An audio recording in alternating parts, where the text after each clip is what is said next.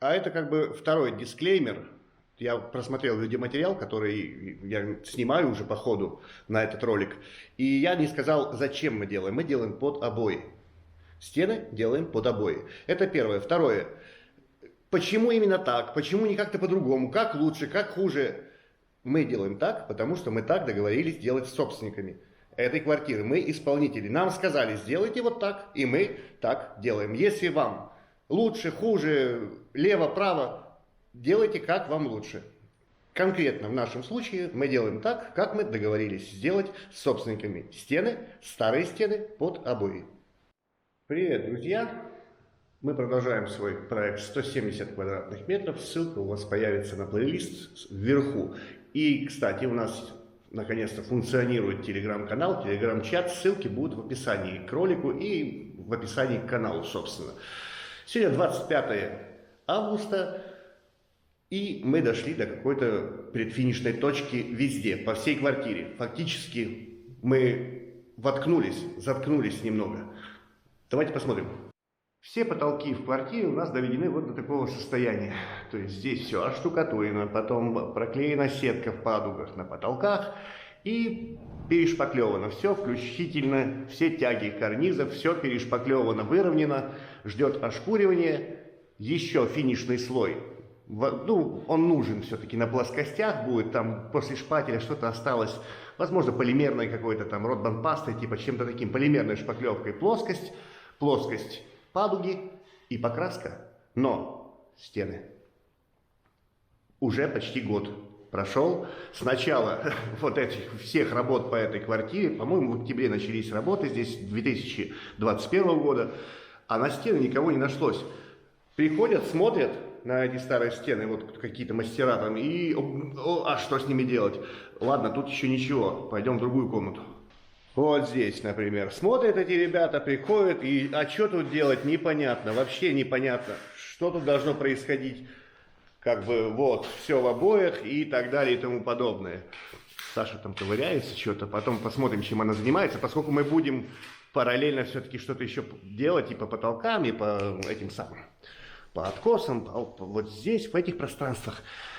И вот ребята, которые приходят, мастера, они смотрят и никак. А время идет, а мы уже, вот, нам бы заканчивать потолки. А мы не можем их закончить, потому что, почему?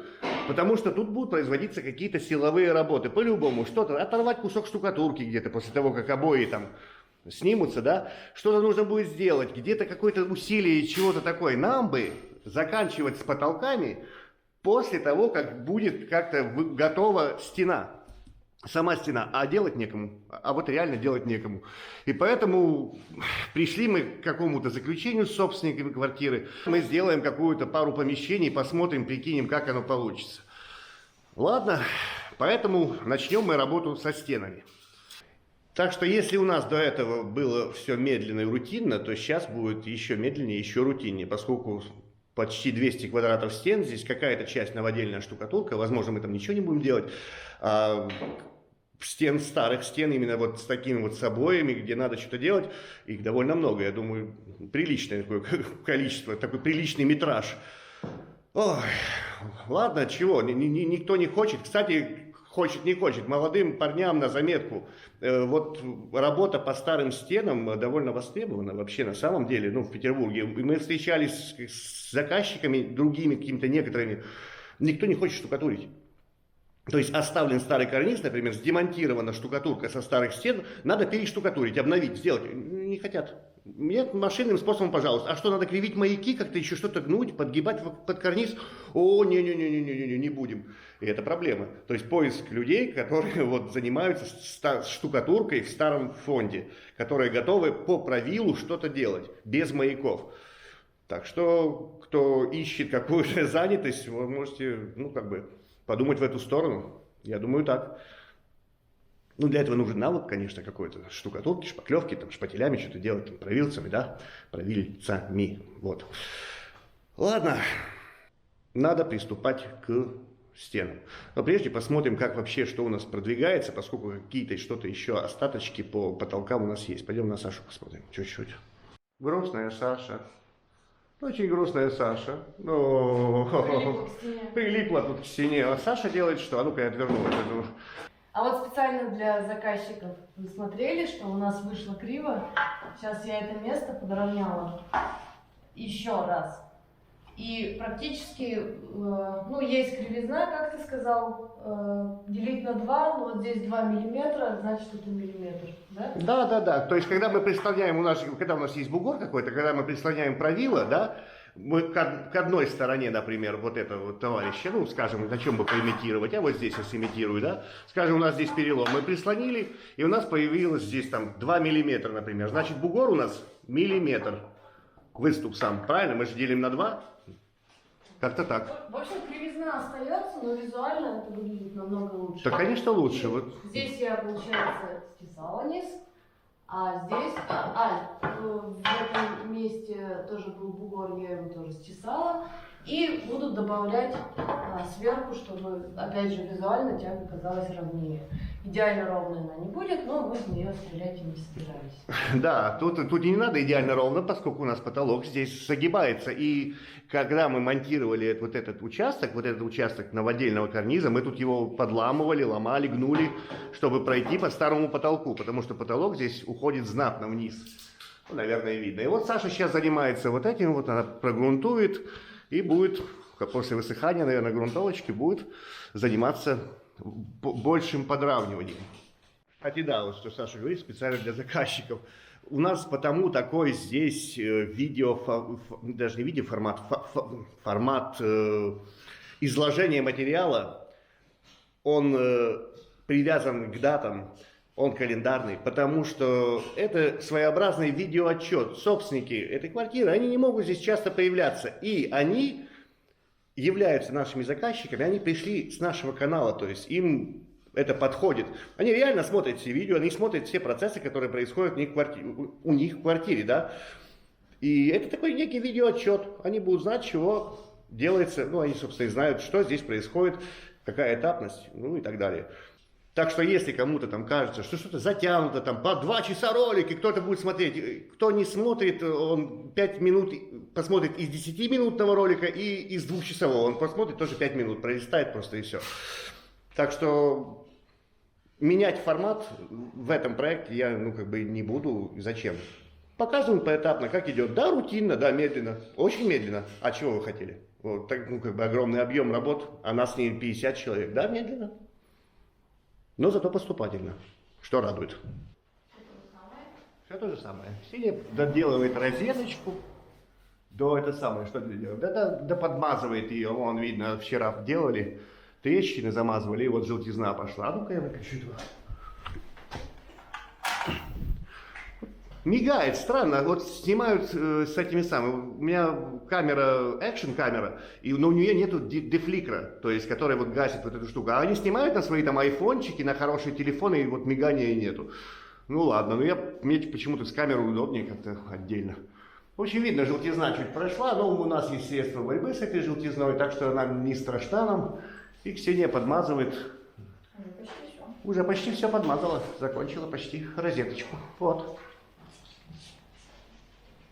И, собственно, у нас по всей квартире вот такая вот, о чем говорил, такая готовность, что все выровнено, шпаклевочкой, ждет ошкуривания, только ошкуривание. Вот это наша гордость, не знаю, вот эта вот падуга, которая создавалась с нуля, здесь ничего не было абсолютно, мы сделали новодельный низ здесь, потом падугу, проклеили сеткой все это дело, ну вот так теперь это все выглядит слитно. Если не знать, что здесь происходило, то кажется, что как будто бы, ну так оно и было. Ну это же классно. Да. Это классно. Это наилучшее, что может с нами происходить, когда не видно следов нашего присутствия. Вот, такое мнение. Вот есть ты, а как будто тебя и не было тут. Вот так. Вот так-то. Ну, пока девочки там занимаются, а я все-таки буду начинать работу со стенами. У нас здесь есть какая-то такая договоренность с собственниками про последовательность работ. Нам нужно дочистить старые обои, конкретно вот в этой комнате, в той, в которой я был, где показываю разруху такую. Мы дочищаем старые или полностью счищаем старые обои. Дальше дефектуем, смотрим, где вываливается штукатурка, убираем эту штукатурку, потом восполняем вот этой штукатуркой, потом выравниваем правилами, шпаклевкой, Я планирую это сделать 2 раза по диагонали в одну сторону и в другую сторону, снизу вверх и сверху вниз там. И в дальнейшем поклейка сетки. Собственно, как мы делали на потолках. Вот таков пока план. Пока так вот договорились, что вот так им нужно, чтобы мы так сделали. Ладно? Раз так нужно, так и сделаем. Но с одним но. Говорили мы о том с собственниками, что не надо здесь производить какие-то укрепления, как бы с этими самыми саморезами, там, что не надо, все, ну как бы все норм, хорошо, 100 лет постоял, еще постоит. Но мы, как обычно, я все-таки подукреплю. Может быть, не так тщательно, как на потолках, но все-таки как-то вот такие места, какие-то штробки проходят, где есть большие трещины, разошью их все-таки. И особенно обращать буду внимание, вот здесь, в этой комнате нет, но есть места, где старые штробы были, или еще что-то, вот разрыв между карнизом и стеной. Карнизы мы укрепляли саморезами везде, да? Стены думали, кто-то другой будет пускай делать. А если я все-таки вот эти места сверху, я их доукреплю. Сейчас покажу. А вот здесь, в этой комнате, собственно, где Ксения вот там занимается, вот здесь. То есть там была старая штроба, вот висит кусок старого провода. Какой-то, ну как старый, из каких-то ремонтов, потому что это уже обычный не медный, этот алюминиевый провод. И вот такие места, вот я считаю, надо все-таки вот это вот примыкание стена-карниз, карниз у нас все-таки укреплен, надо бы его подукрепить, вот это место, как мы делаем с потай и саморез с этим самым, с шайбой, вот. И какое-то такое видение, лучше так сделать, это немного времени займет, если не сильно заморачиваться, но так будет крепче, по моему мнению, так будет крепче и так будет как-то более связано, вот, потолок, стена, как-то они будут лучше удерживаться, работать. Ну что, идет, попробовал, нормально, идет ножиком, как обычно, ножиком, ну, хорошо сходит, идут, счищаются остатки этих обоев. А вот здесь, вот эти штукатуры, которые делали новодельную стену, вот эту, да, вот они делали их. Им было сказано, видимо, у них, видимо, это технология, надо завести сюда сетку, как бы за угол, проармировать угол.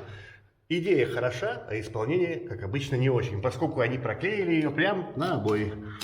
То есть и в ней потерялся весь всякий любой смысл. И плюс тут такие липухи, там, ну вот так там. Вот там что происходит.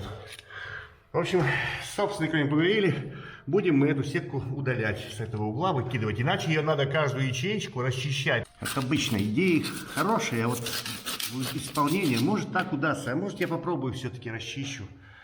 Хотя бы под нею. Размочить ее может. Да нет, там где чуть-чуть, она как-то отходит, но там, где вот больше было штукатурки, прям вот, ну не хочется, она размочаливается, ну как бы по миллиметру я ее оттуда вычищать не буду, тем более договоренность была, что мы ее удаляем отсюда, раз она так сделана. И еще такой момент важный, ну вот этот кусок, например, вот в углу, он хочет выпасть, ему надо выкинуть оттуда, надо все прогрунтовать, вот это место, это же угол, он по-любому был потрещавший был. Как тот угол вот тоже, он тоже растрещался. То есть надо бы подрасшить его и загрунтовать нормально. А как с этой сеткой тут делать, я не вижу смысла в ней. То есть, ладно, я буду поступать по первому сценарию, как мы договаривались. То есть я ее просто удалю отсюда. Чтобы можно было вот здесь подрезать и здесь расчистить. Дойти до родного слоя, а дальше уже от него плясать. Ну вот, если бы они нормально сделали, эти товарищи, ну вот, дырень туда что. Сделали как-то это. Ну вот, там пустота дальше. Вот так. Вот туда пусто. Это все надо бы как-то открыть и туда чего-то бы прокинуть, наверное, да? Ладно. Теперь, ну, им сказали, работягам, они сделали. Сказали завернуть за угол, они завернули. А надо было, но не надо. Здесь, считай, угол он не прогрунтован, здесь нет следов грунтования вообще. Они грунтовали что-то на стену, типа бетон-контакт какой-то или что-то на кирпич сюда. А сюда ничего не сделано, то есть это рваная трещина просто, она есть здесь, причем серьезная. Вот она. Так, пока я там развлекаюсь, они тут доделывают розетку, и Саша вон подшпаклевывает. Пришпаклевывает розетку к потолку или наоборот, потолок к розетке. Так в целом готово, нормально. Ну что, как и ожидалось, геморрои пошли сразу, они не заставили себя долго ждать. Расчистил я, убрал эти остатки обоев полностью на этих двух стенках. Ну, у нас здесь новые стены вот эти вот. Вот. И чего? Два гвоздика тут, два гвоздика тут. Аккуратно гвоздодерчик взял. Раз, поддел, досочку подложил, чтобы это самое, чтобы не проминать штукатурку. Нет, два гвоздика потащил за собой вот этот кусок штукатурки. Вот. Поэтому никто не хочет за это браться, потому что я вот смотрю на это, и мне грустно, короче. Сколько еще чего выпадет тут. Куча каких-то мест непонятных. Чем-то били здесь, долбили, вот, непонятно. Вот. Промятости какие-то. Ну, реально били эту стену зачем-то, как будто молотком. Так-то в массе вот здесь норм. Здесь хорошо, вроде бы. И чего? Обои-то я снял, а клей остался. То есть, когда сухой, ты вот трогаешь, и вроде нормально. Почитал, посмотрел, рекомендуешь там и соду, и уксус, водичку, то это. Потом механическим путем. Я взял, попробовал наждачку, потер, смочил рядом, никакого эффекта. Тоже липнет. Есть там этот клей какой-то, это уже из новых каких-то, а может, ну, какой-то крахмал модифицированный, наверное. Видно тут заделки, куча заделана, вот эти белые пятна, это все алебастр, по моему мнению. И чем-то еще он как будто подзакрашен отдельно, что-то такое. Вот он такое. В общем, да, трещины, больших трещин несколько есть, помельче есть. Ну, мелкие, наверное, не будем трогать, большие какие-то разошьем.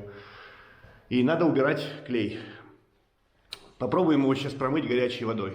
Какой-то участок возьмем и попробуем промыть, посмотрим, что получится. Просто его надо убрать. Зачем? Это прослойка, там она не нужна. То есть надо убирать, получается, клей. Он такой липкий остается. Когда вот сухое, ничего, не чувствуешь его. Но так, если увлажнить, сразу вот, ну, как бы ощущаешь, что есть там что-то, то, что не нужно. Оно в порах сидит, в штукатурке. И вот так. Ну что, моем, вроде как лучше. То есть, когда вот на этих все-таки участках, что-то тут как бы, ну, что-то более липкое на них. А так, ну, вот просто смочить, вот чувствуешь, прям вот есть что-то.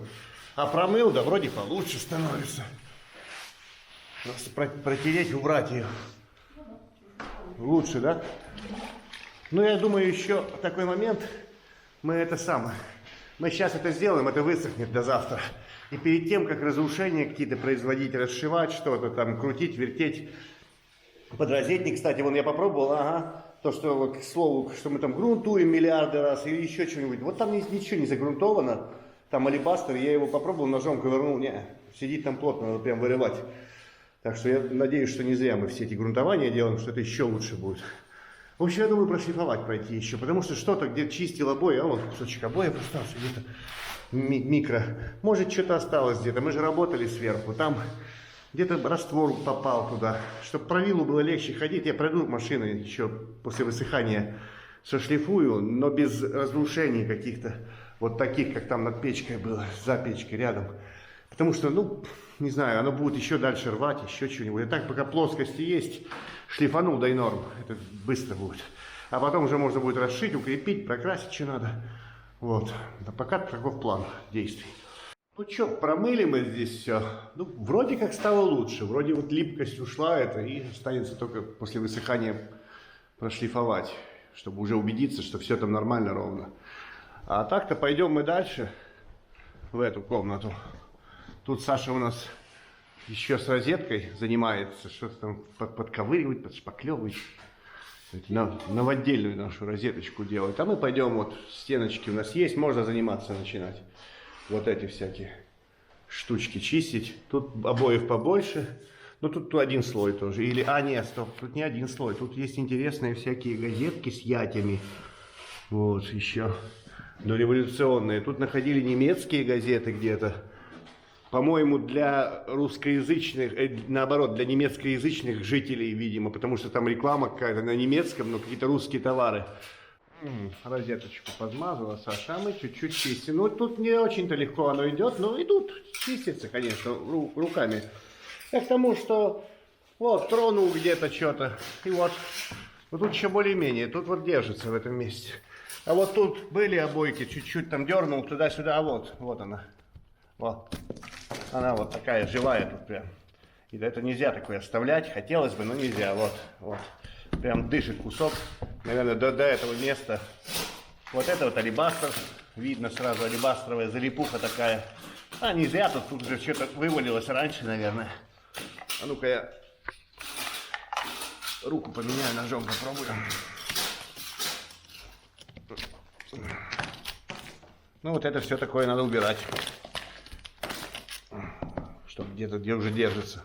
Тут нормально чистится. А где-то вот выше не очень-то хорошо было. Там где-то залипали газеты прям сильно. И там сразу вот это все будет вываливаться, да? Да. Да, обрезаем туда прям вот так в угол эту сетку. Зачем так было намазывать? Там такие дикие слоя накинули в этой штукатурке. Не знаю. Я не то чтобы осуждаю чужую работу, но это как бы надо сделаем, ляп-ляп, шлеп-шлеп туда, а надо, но там не надо, там посоветоваться, спросить, может не надо было это делать, или как-то по-другому. Очистили бы там себе 20 сантиметров, но зато бы она была бы нормальная, эта сетка, не знаю, ой. Ну вот этот низ весь слабый абсолютно, ну как бы, оно к этому и шло, вот видно там, что вот эти вот прогалины, все вывалилось сразу вот там. Здесь тоже небольшая, казалось, да, вот она мягкая, я думаю, камера видит, что я делаю, да. Она просто проминается здесь, то есть даже этим ножом можно не пользоваться.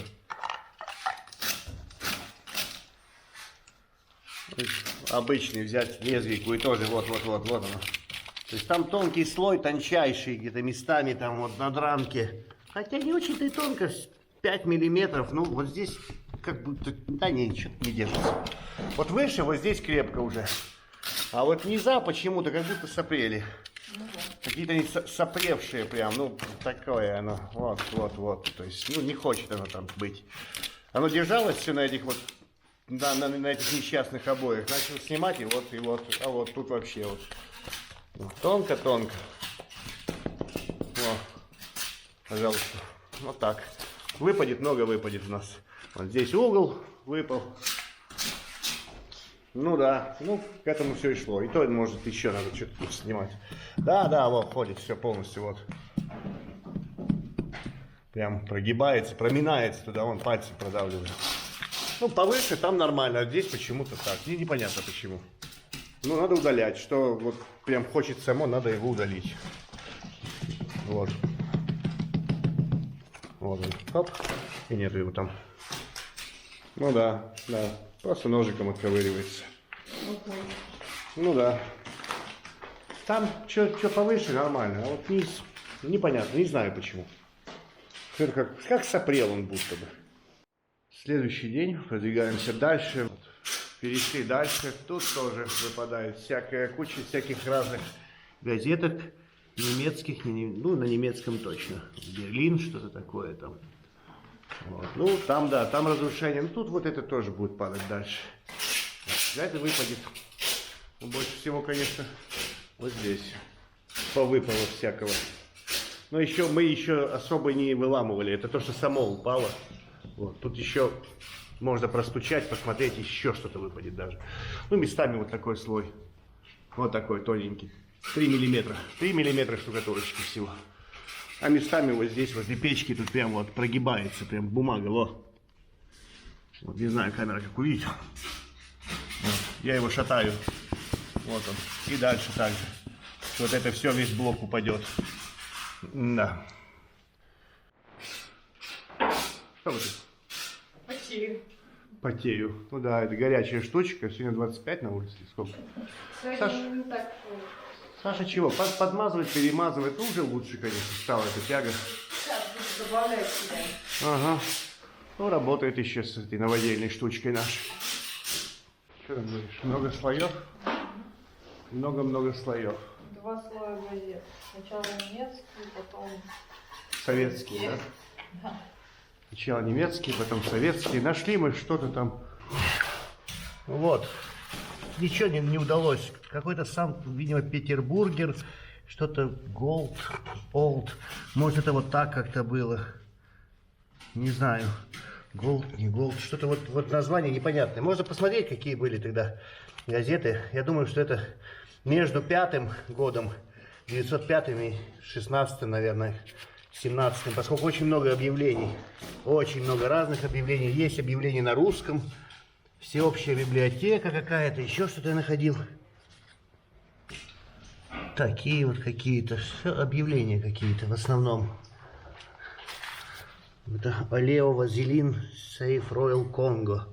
Что-то. И там внизу на русском Бодло. Непонятно, Москва. Угу.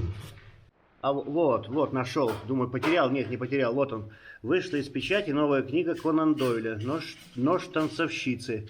Последнее приключение Шерлока Холмса. Перевод с рукописи. Ну вот можно погуглить, когда это было происходило. Склад издания типографии, Санкт-Петербург, 7-я. А 7-я уже дальше, что непонятно, что какая.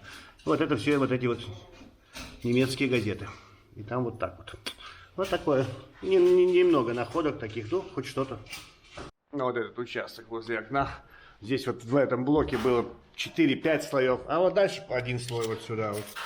Они, видимо, сколько стиралось, столько и сняли, и сверху клеили, и так постоянно. Вот нашел прикольно что-то. Проводник, что-то рекомендует, признанный опытом, первоклассный, беспримерно прочное, что-то резиновое. Возможно, это провод, кабель, что-то такое. А вот это самый верхний слой обоев. Вот. Обойная фабрика, я так понимаю, города Саратова. Вот, обойная фабрика города Саратова. Ну да, из Саратова, Петербург, обои. Ну, понятно, все. Это советское время, скорее всего. А так-то мы почти. Да. Угу. Почистили, полностью все расчистили. Да. Ну так, есть разрушения какие-то тут. Ну, немного, наверное. Не слишком. Но опять же, мы сейчас не производили какую-то работу по какому-то, может, укреплению, там, прочистка дранки. Мы просто сняли обои. Это процесс, чтобы не совмещать кучу процессов, не путаться, проще сделать вот так. Ну и промываем. Здесь как бы клея меньше, да? Да, здесь, говорит, клея меньше, Ксения. Я убирался, просто еще не делал. Ну да, не остается на руках вот этого вот липкости такой. И промываем водичкой, смываем остаток, возможный остаток вот этого клея, который нам здесь не нужен. Вот. Какое-то там августа у нас, не помню, 29-е, что ли? 29-е, понедельник. Ну и начинаем, вот уже начали. Ксения, там у нас движется человек по окнам, что-то шлифует. Надо быстренько впереди него бежать и заделывать этим самым фиброластиком, чтобы не запылил нам. Тут пропылесосили, запылесосили, тут прогрунтовано. И Ксения тут занимается. А я продолжаю со стенами. А продолжаю со стенами я этой шлифмашиной. Решила все-таки пройтись, пробежаться, прогуляться еще разок. Может быть, что-нибудь, где-то что-то. Мы же работали сверху этим самым растворами всякими, шпаклевка, штукатурка, что-то попало. А здесь мы точно же не проходили, как вот потолки чистим. Мы же каждый миллиметр там просматриваем. А здесь там обоина, туда обоина. Обоина оторвалась, ну и ладно, промывали быстро тряпкой туда-сюда. Может, что-то осталось, поэтому я решил, это немного времени занимает, и плюс надо вот эту вот часть, нам же примыкание надо будет вот к новой штукатурке вот здесь делать. И я тоже здесь шлифанул, так, сколько-то там прошел, ну и сейчас вторую комнату тоже пройдусь. Ну вот здесь сколько всего, вот тут самая разрушенная стена, вот там тоже есть что. Я думаю, я сейчас пройдусь, и уже чтобы это было сделано, а потом уже можно будет что-то подкручивать где-то, фиксировать, и что-то вывалится по-любому. Вот такое.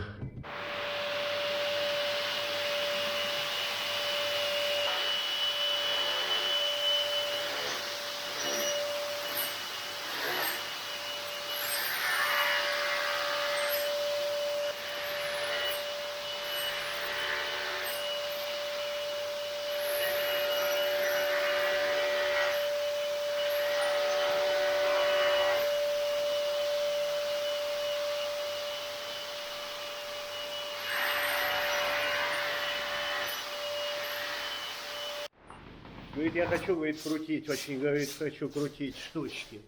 Да. Штучки крутить буду, говорит. Ладно, подукрепляем то, что у нас есть, остатки. Ну, нельзя было не укреплять тут ничего, поскольку, ну, если начать ломать, она будет ломаться вся. Саша прочищает. А я где-то впереди иду и ножиком тоже там прочищаю вот это вот все. Убираю отсюда, ну, нельзя это оставлять. Я еще хочу, наверное, есть пена, остатки. Я еще пены немножко, наверное, поддую какие-то самые широкие, дикие вот эти вот между досками щели большие. Так. Вот здесь в углу еще тоже огроменное такое пространство, прям туда. Воу-воу-воу. Если туда штукатурку начать кидать, ну не нужна она там в таком количестве. Можно чутка поддуть кое-где. Ну нормально, вот так чисто довольно получается. Ну не быстро это все, но можно. Еще надо почистить. Вот здесь я вижу, тут я стоял, Саша не могла. Надо еще чуть-чуть, еще вычистить. Вот так и движемся. Короче, не быстро это, вообще не быстро. Оно сидит там. Я знал, что это будет не быстро. Вот надо подукрепить дранку, болтается. Ну так, да, оно сидит там, оно. Вот здесь, там, где как раз таки, где нам мешает, вот здесь задранено на них. Чтобы хороший зацеп был отсюда, везде. Вот. Да. Ну, надеюсь, мы сегодня сделаем это. Там просто в той комнате меньше намного. Да. Вот. Что-то остается, что-то... А вот, пожалуйста. Трещинка была, и вот.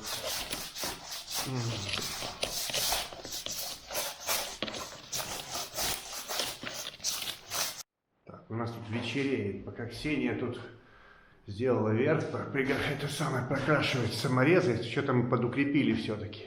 Как-то. Хоть как-то, но это лучше, чем никак.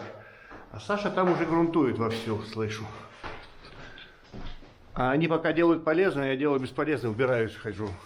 Но тут же вывалилось у нас нормально. Такие, вот, смотри, что тут происходит. Воу, раскачивается. Ты что тут делаешь? Довольно варварским методом грунтую. Почему варварским? Не скажу. Ну, короче... Зато печку помыла. Печку помыла?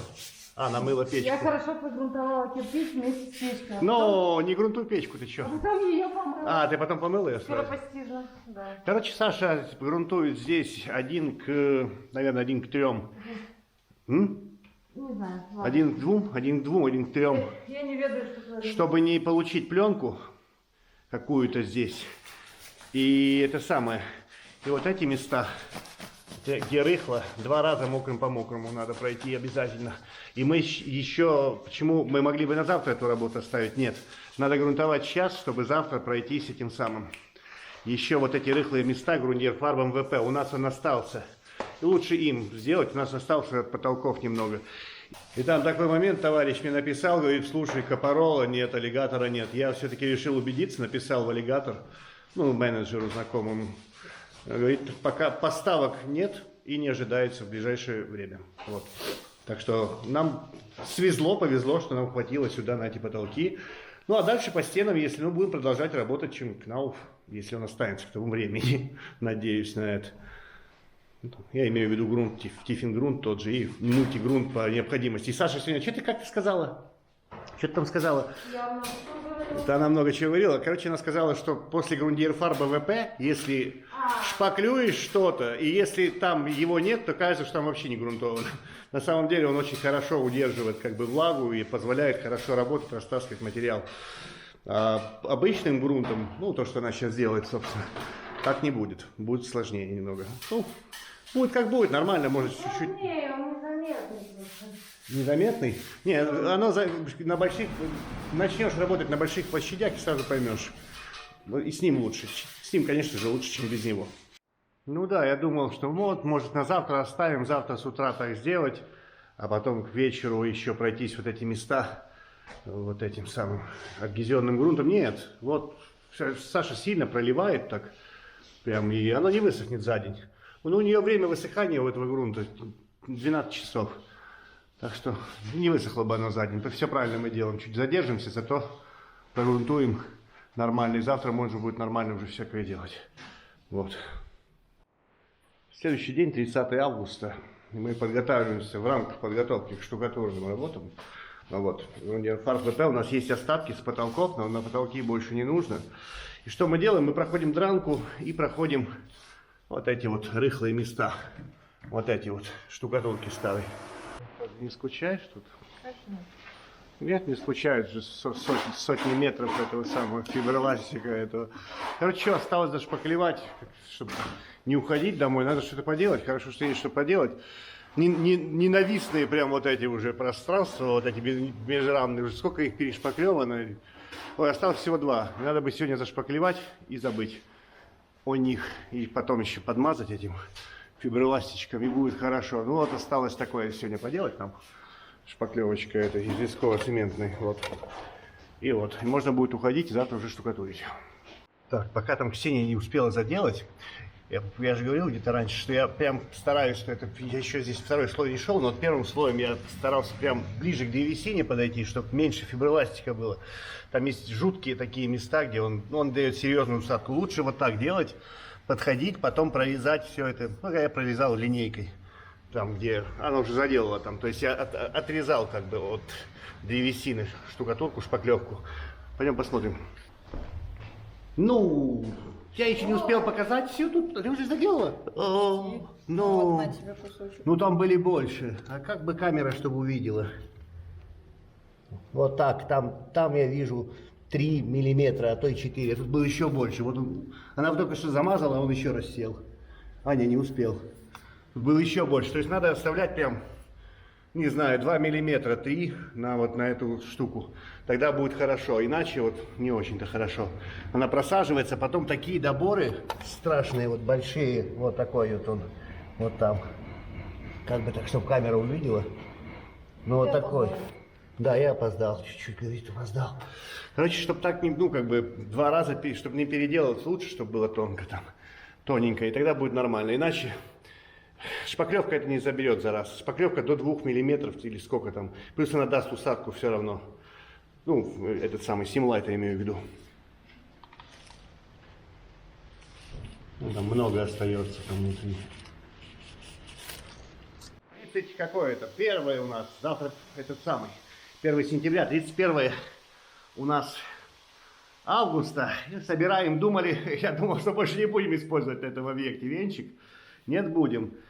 Вот так, декстеровский венчик обычный служит прекрасно. Мы немного работаем со штукатуркой, не мешаем там неделями подряд. Он здесь скручивается, собирается на эту самую. А ее не видно. Ну-ка, где она? Ну вот эта шпилька входит сюда вот. И вот это место, вот это соединение мы закрываем обычной изолентой постоянно. То есть ты собрал его, я заматываю изолентой вот полностью вот это место, чтобы раствор не... Ну, чтобы можно было потом разнять, обратно раскрутить это все, всю конструкцию. Я где-то вычитал в комментариях в этом самом отзывы Леруа, вот были о нем. И вот я вычитал такую вот штуку, что вот так хорошо с ним делать. Так что думаю, посмотрим, как будет ходить вот это вот, что это. Грунтовка по металлу, ладно. Стены у нас вот здесь, вот здесь, вот здесь. Много стен у нас, всяких разных. Сейчас будем работать. Приготовили водичку, приготовили волмас. Этот самый гипсактив у нас осталось в остатке. Вот мы ее используем. Там мешков 5-7 осталось, не знаю. Есть такая у меня еще приколюха.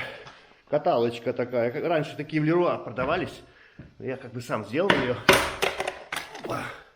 Будем на этой каталочке возить растворчик сразу себе, на ней же замешивать. Только я смотрю, что, нет, площадь нормальная. Я думал, может, надо было бы подложить что-то. Вон фанерка там стоит. Я думал, может, фанерку, не надо фанерку. Площадь хорошая, как раз она лежит, и можно будет катать прям к месту нанесения, вот туда вот, на стены. Хотел еще показать и рассказать такой момент. Потому что кто строитель, не строитель, знает про эту штуку, а кто-то может не знать. Мы всегда используем отстойник. То есть замешал венчиком и в отстойник. Вот сейчас я набрал чистую воду, вот в это ведро. Можно в этом отстойнике мыть после красок, после грунтовок все. И воду сливаем только когда-нибудь потом. Сливаем ее, ну, как бы в канализацию. А твердый остаток выкидываем по мусорным мешкам. Зачем так делать? А вот зачем так делать. Вот это прошлый отстойник. Он недельку продержался. Так вот этот вот налет, это Grundierfarbe ВП. Он твердый, его надо вот так механически счищать. Так вот, если вот так не делать, если мыть прям в раковине, сразу лить в канализацию, какие-то венчики, что-то мыть и не отстаивать, то потом вот этот налет будет на трубах, как бы канализационных, от чего не надо делать. Надо отстоять водичку, которая постояла несколько дней, там уже активных каких-то веществ ничего нет, водичку аккуратно сливаем в канализацию, а остаток, какую-то грязь, в нашем случае это какие-то старые корыты от штукатурок, вот сюда я слил. Остаток там из ведра, оно испарится, и можно будет потом сухое вот это выкинуть в мешки. А можно напрямую в мешки. Развязал мешки мусорные и напрямую в мусор вот эту вот жижу по чуть-чуть сливать. И тогда какого-то засора не будет в канализации. Вот таким образом мы поступаем так. Просто всякие там акрилы, всякие звездка, цемент, они продолжают работать, то есть и залить их сразу в унитаз куда-то слить, так будет не очень-то верно. Угу, вот так, полностью, вот отсюда, там видно, где чистое было, там чистенькая шпилька вот эта, и вот так полностью закрываем его. Потом срезал ножиком и все, выкинул и сразу с легкостью спокойно раскрутил вот это вот соединение. Вот так. Будешь держать, я буду размешивать, да? Да, может она не укатится. Короче, сейчас так, делали там потолок в той комнате, где вот в этой, вот здесь. И я запомнил цифру 14. 14 литров, 14, а ну-ка, опа, вот по этому ведру я буду делать. Вот, буду использовать как мерное ведро, 14 литров на 30 килограмм гипс актив. Попробуем, посмотрим, поскольку когда она очень жидкая, неудобно работать. Надо, чтобы она была пластичная, нормальная такая. Чтобы мы за раз не доберем слой, нам надо бы за 2 раза его добрать за сегодня. Чтобы не ждать промежуточных высыханий. Там слой небольшой, на дранке бывает и по 3-5 миллиметров. Так что попробуем сейчас, посмотрим на результат. Для чистоты эксперимента, думаю, досыпать чуть не буду. Короче, жидкая все равно. 14. Мало 14. Или много, наоборот, много. Попробую следующий на 13 сделать. Ну, прям. Ну, такая она. Для машинного нанесения, да. Хорошо, наверное. Но вот кидать, не знаю, она не будет держать слой просто хорошо. Ну, посмотрим. Ладно, не буду ничего менять, так и оставлю. Но 14 мало. Ну, и опять же, в этих ведрах, где оно там, ведро вот это, там, то есть, вот этих 14, может, там и все 16. Ну, как бы, там точности какой-то нету. Может, я тогда другим ведром мерил. По-моему, 14 было. И здесь мы используем в штукатурке розетку. Точнее ее что? Точнее ее шаблон. Нарежем полосы сейчас, потому что единственный картон, который у нас есть, я не хочу штукатурить прям в пол. Это так неправильно делать. И, ну, плюс запачкаем там пол, не надо. Мы сейчас нарежем полосками, надеюсь, нам хватит на все участки тут. Чтобы подложить снизу, а потом вытащим просто картонку. Так, пока я тут нарезал все эти бумажки, подкладывал туда, что я не хочу связывать с полом. Сеня тут уже ругается. Ой, очень жидко, да, жидко. Ну и ладно. Все равно это обрызг. Сейчас закинем большое. Сделаю потом на 13 по этому ведру. Будет получше, наверное. Не получится, еще уменьшим дозу воды. Они же в своей машине там эти штукатурно регулируют, как им надо. Вот. Ну и ладно. Потихоньку работаем. Дырок здесь, кстати, ребята, да. Вот это все мелкие дырочки. Вот они, маленькие дырочки, да. Мы отсюда, наверное, ну, с этих стен, ну, 50 гвоздей точно вытащили. Это все гвозди. Вот на уровне лица как бы. Вот это все дырочки, это были гвозди. Сюда вбивались 100 лет что-то. Подвешивали, не знаю зачем. Все мы вытащили, все гвоздики, которые вы видели. Ну, вот, а это все, вот реально, вот это все от гвоздей. Это не пузыри какие-то, нет, это гвозди. Вот так. Да, жидкая она. Ну вот я сейчас замешал, вот, но она вообще как бы в норме. Гипс же чего? Гипс с водой, да? Воды 7 к 10 гипса по весу, да? То есть 7 на 10. Нам на 30 килограмм этой штуки надо было бы сколько? 21 литр воды. Но нет, я вот сделал на 12,5 сейчас. Ну вот такая она. То есть она тут пластификаторов просто горы. Ну, я не знаю, гипса нет, тут одни пластификаторы. Вот такая сейчас. Ну, уже поудобнее будет работать.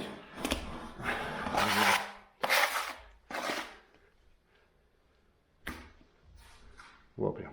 Ну, да, на 12 самое то, нормально. И удобно катать вот эту штучку. Я давно уже, вот, я несколько месяцев как сделал ее, вот эту каталку. Не носишь мешки, накинул на нее с прямой, с ровной спиной мешки и повез. Потом обратно там снял. Вот это хорошая консистенция. Вот, нормально. А та ползла так, а это лучше. Вот, можно спокойно кидать, размазывать. А та прям лилась.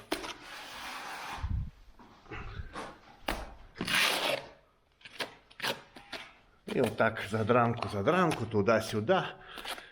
Так-то оно, если кинуло, оно само зальется сюда, а вот вверх задранку не проникнет. Лучше бы, конечно, оно цеплялось там, да?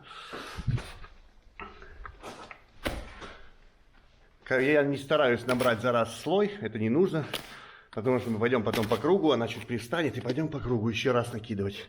То есть за раз весь слой набирать бессмысленно. Дадим чуть-чуть ей привялиться, потом зубатой вот этой штукой, кельмой этой зубатой пройдем, насечечку сделаем, и будет хорошо. Что, продолжаем. Время что-то летит быстро.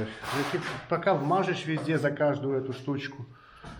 Не очень-то оно быстро, ну. Хотя бы комнату сегодня постараемся сделать одну. Да. Еще вот здесь к печке примыкание. Вот здесь сделали примыкание. Ну да. А проще с этого. О, прикатил тебя. Покатушечки, покатушеньки.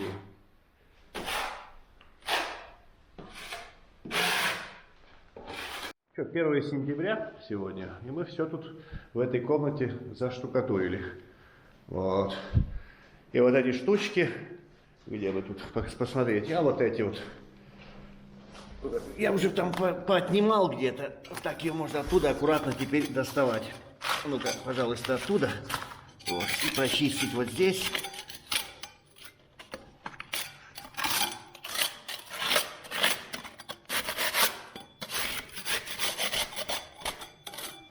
Ну, получается у нас разорванный низ тут. То есть, получается у нас как бы стена не лежит на этом самом. На стяжке, в принципе, хорошо, нормально. Сработали эти картонки. Везде вот так я повытаскивал. Но потом можно будет как-то заделать это место. Вот здесь вот. Мы не старались, естественно, выглаживать как-то штукатурную вот эту часть, поскольку я потом зашлифую, и сюда будет шпаклевка. И шпаклевки, ну, круче, лучше цепляться вот за такое, чем за что-нибудь очень гладкое. То есть это оставлено для зацепа, пускай будет зацеп. Но на самом деле у нас заняла эта комната целый день. Прям реально, мы даже больше рабочего дня, часов 10 мы тут ковырялись. Не из-за больших вот этих прогарин, большей, наверное, части. Ксения большую часть времени замазывала миллионы этих самых гвоздиков. Все перемазано вообще, все перемазано. Это все везде были какие-то гвоздики. Вот. Особенно вот по этой стене, не знаю почему, им нравилось вбивать гвозди этим товарищам. А так как это, как бы, все комнаты когда-то принадлежали разным людям, это же была коммуналка, то вот здесь гвоздей много, а вот там, где сейчас, а мы уже там тоже заштукатурили первую комнату справа, там гвоздей очень мало. О, я тебя не сбил сейчас. Ой. Ну вот здесь меньше.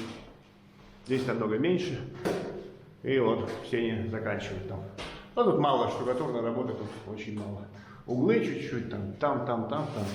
Тоже гвозди были, и они вбивали, где им было удобно что-то вбить, какой-то гвоздь. А пока там нас вдвоем не надо, вот в эту комнату пойду, у нас осталось 2 окошка, мы зашпаклевали их, и я буду шкурить помаленьку, подшкуривать вот эти вот места, потому что ждать этих окончиков не хочу я, сколько их можно ждать непонятно, они должны были уже давным-давно что-то сделать, так что мы будем красить, заделаем все эти самые примыкания, все вот эти штучки, вот я говорил, линейкой вот, хоп, прорезаю здесь, где пошпаклевались прям, вот так, там же пространство, я туда прорезаю линеечкой, чтобы вошел туда хорошо этот самый фиброластик. Приготовим и сделаем полностью свою работу. Если покоцают нам, пускай потом сами закрашивают, что хотят, то и делать. Я их ждать и плестись за ними в хвосте, то есть когда они там соизволят что-то сделать, нет, спасибо. Мы сделаем свою работу, а дальше, не знаю, дальше посмотрим. Так, тем временем сделали здесь вот пришлось согнуть чуть-чуть, потому что у нас карниз выступал, там туда продолжение карниза дальше за печку, может там какая-то подвижка была, нам пришлось чуть-чуть как бы изогнуть тут стеночку немножко, ну как бы чтобы свести, потому что там полка была бы вот такая большая. Так что карниз у нас, видимый карниз нормально. Здесь за печкой мы ничего не делали. Прям там кирпичи же, потому что вот здесь кирпич тоже. И он что-то там шатается. Это не, как бы печка стоит отдельно. А вот эта вот часть стены, здесь дерево, а вот здесь кирпич уже. Вот. Это я как бы в прихожей уже. Печка у меня с той стороны. И он как бы там двигается. Потом, наверное, надо будет вот это что-то подразобрать, посмотреть, как-то укрепить. И после этого только за печку полезть. Вот. А Ксения здесь, в этой комнатке у нас развлекается. Да? Как обычно за печкой. Да. А вот здесь, давайте вылезем, посмотрим. Ты тоже вылазивай. Пожалуйста.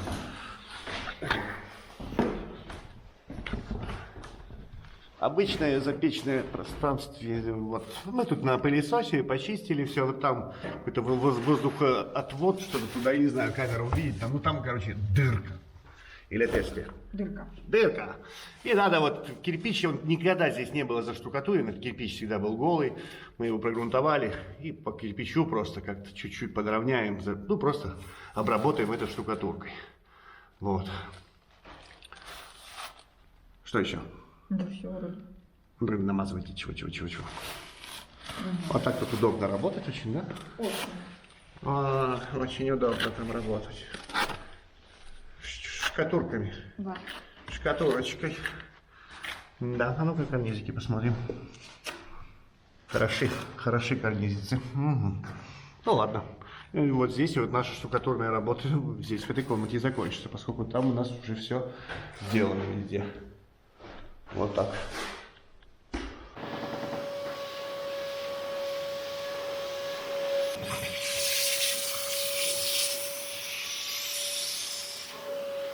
Пылили поверхность, прочистили вот эти вот примыканица.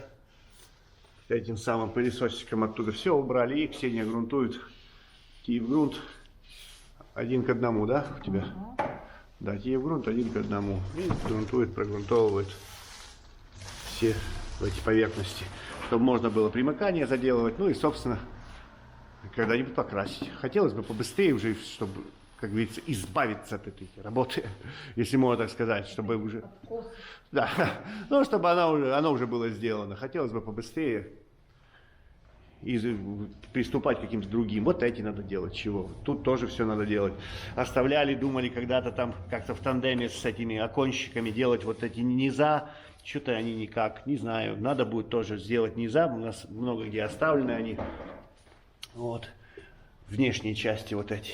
Ну и их можно сделать, как бы, привести уже в такой финальный какой-то вид, чтобы потом можно было только покрасить. Так-то чего там? Ну, подшкурить, пошпаклевать. 6 сентября у нас. Заштукатурили же мы 2 комнаты.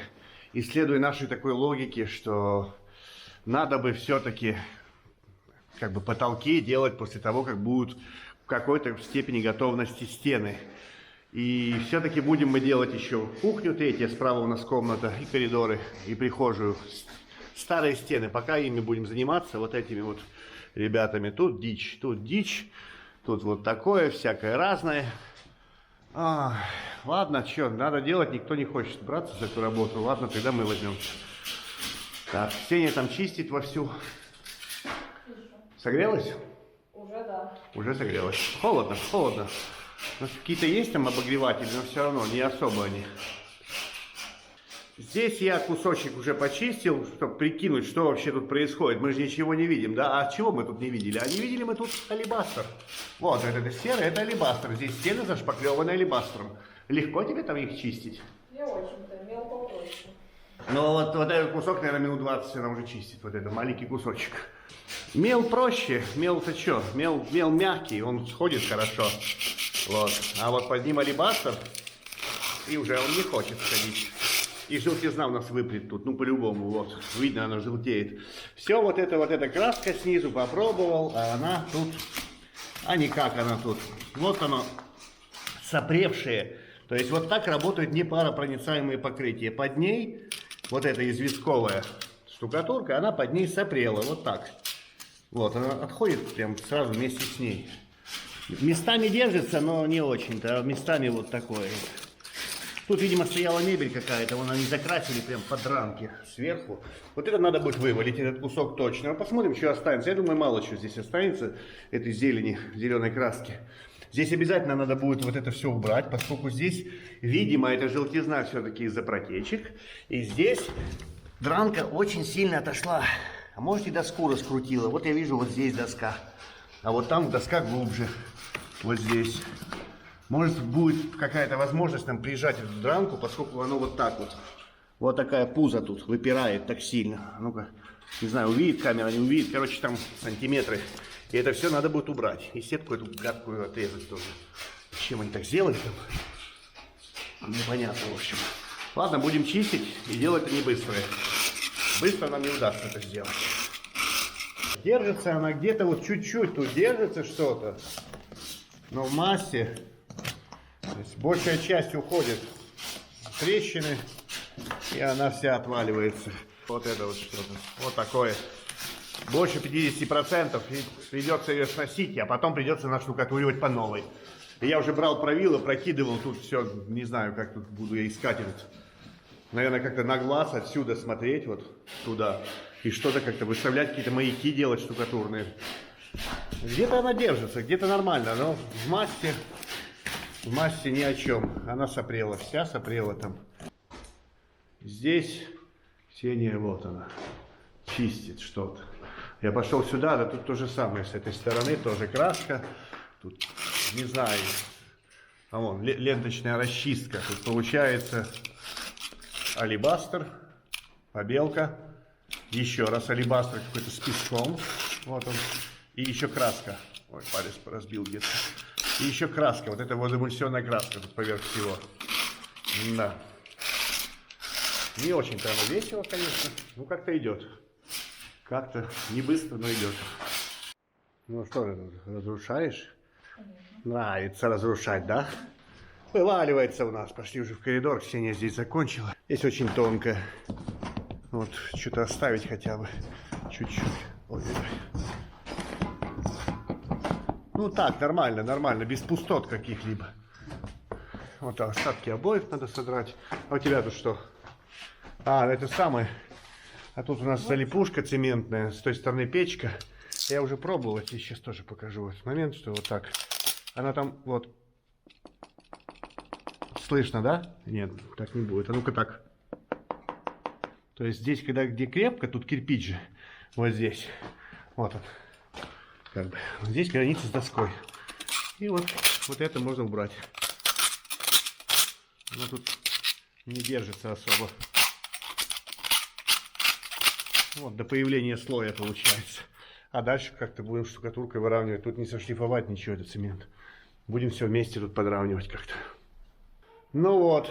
Так, будем убираться сейчас. Сделали мы такие тут кухоньку. Все почистили, корщетками прошлись. Тут тоже корщеточками прошлись в этом. Все почистили, обои убрали. Выпало, конечно, много повыпадало всякого разного. Сверху там повыпадало. Чистим козлики, убираем мусор. И завтра нас ждет прихожая. Начинаем прихожку чистить. Там сделан этот самый. Следующий день уже какой-то. Орудует этой штукой. Гвозди дерет. Уже нечего. Гвоздей миллионы. Везде, везде. О, пришел, вот, пожалуйста. Тут гвоздь, там гвоздь. Что они тут, не знаю. Очень много гвоздей везде в стенах. Особенно на уровне вот глаз. Да. Очищаем это самое корщеткой. Вот это желтое, желтенькое все. Это клей. Мы попробовали. Прочистили корщеткой, брызнули сухой рукой. И не липнет ничего. Может, в этой комнате можно было тоже так сделать, не знаю. Но я пробовал наждачкой, не получилось. А вот корщеткой как будто бы и норм. То есть вот желтое и вот. То есть хорошенько, хорошенько. Так, раз. Вот и обойный клей этот. И вот как будто бы счищает. Вот так хорошо счищает. Как клей этот обойный. Так, 9 у нас сентября. Рутиннейшая часть. Я считаю, что так надо делать. Надо дранку прочистить, поскольку она вот в таком состоянии. То есть ее как-то надо прочищать, чтобы пыль убрать. Убрать вот эти вот остатки старого раствора. И вот как-то так она уже, ну, более-менее выглядит. На потолке это легче, конечно, легче чистить на потолке. Отсюда вот выпадает само, как бы. У тебя дрань належит, и в одну, в левую, в правую сторону выпадает. А здесь она норовит. Ну, посмотрим, потом еще, может, пылесосиком пройдемся, чтобы отсюда убрать. Вот из этих частей. Да, такое это все. Не самое быстрое занятие. Вот так, по чуть-чуть, по чуть-чуть, по чуть-чуть. Но когда потолок простукиваешь, вот так постучишь чуть-чуть, и оно само как-то выпадает. Тут не очень-то само оно выпадает.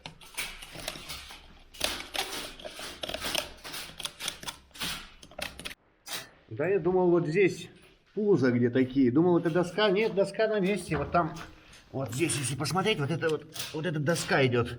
Здесь же как бы корыца из досок. Там брус внизу, доска вот так, с другой стороны доска, чтобы вот это не гуляло, да. И вот здесь вот так ее, от это самое. Не знаю, наверное, затекало что-то, потому что вот она как согнулась. Она может туда пойти дальше, но здесь не. Вот. Надо будет их переделать, как-то прижать. Она не особо хочет прижиматься еще. Выкрутила тут. Надо что-то сделать, чтобы тут пузо это убрать. Уж очень оно прям пузатое пузо. Угу. Чуть-чуть подтягиваем этими самыми. Саморез с шайбой. Вот. Ксения мне вперед идет, делает, а я прокручиваю везде. Ну, хоть сколько-то надо подтянуть. Если так не делать, то, ну, как бы... Все равно, как ни крути, штукатурка старая. Когда ты что-то убрал, отломил, она все равно приобретает здесь какую-то движуху, живость. Больше отломишь, еще дальше будет ходить. То есть, и поэтому есть смысл хотя бы с слегонца как-то подкручивать, подтягивать ее, чтобы она потеряла возможность там вот трепыхаться. Вот здесь, вот это показательный кусок. То есть он был вот до сюда. Чуть сломал, он начал дальше. Еще выше и еще дальше. То есть его, если начать хорошенько выламывать, ну он легко можно сломать его до верха. Но сколько-то надо его оставить, все равно старый. Вроде держится здесь. Мы подтянем потом, и будет нормально, наверное. И мы начнем здесь, сделаем всю эту работу, подтянем, разошьем какие-то трещины крупные, чтобы можно было убрать здесь полностью все уже, подубрать, обеспылить, может пылесосиком еще отсюда повытаскивать что-то. И можно будет когда-то уже грунтовать, заниматься грунтовкой здесь. Так, расшиваю трещины попутно, и тут такое наблюдение у нас, что здесь тверже, чем на потолках. Не знаю, может потому что им удобнее здесь затирать было этим товарищам, но поверхность тверже, чем на потолке. То есть на потолке как-то проще это делается. А здесь не очень-то просто. Как бы корочка вот эта вот, затирка, ее как бы больше количественно, она здесь толще и прочнее, конечно же. Ну, вот такое что-то.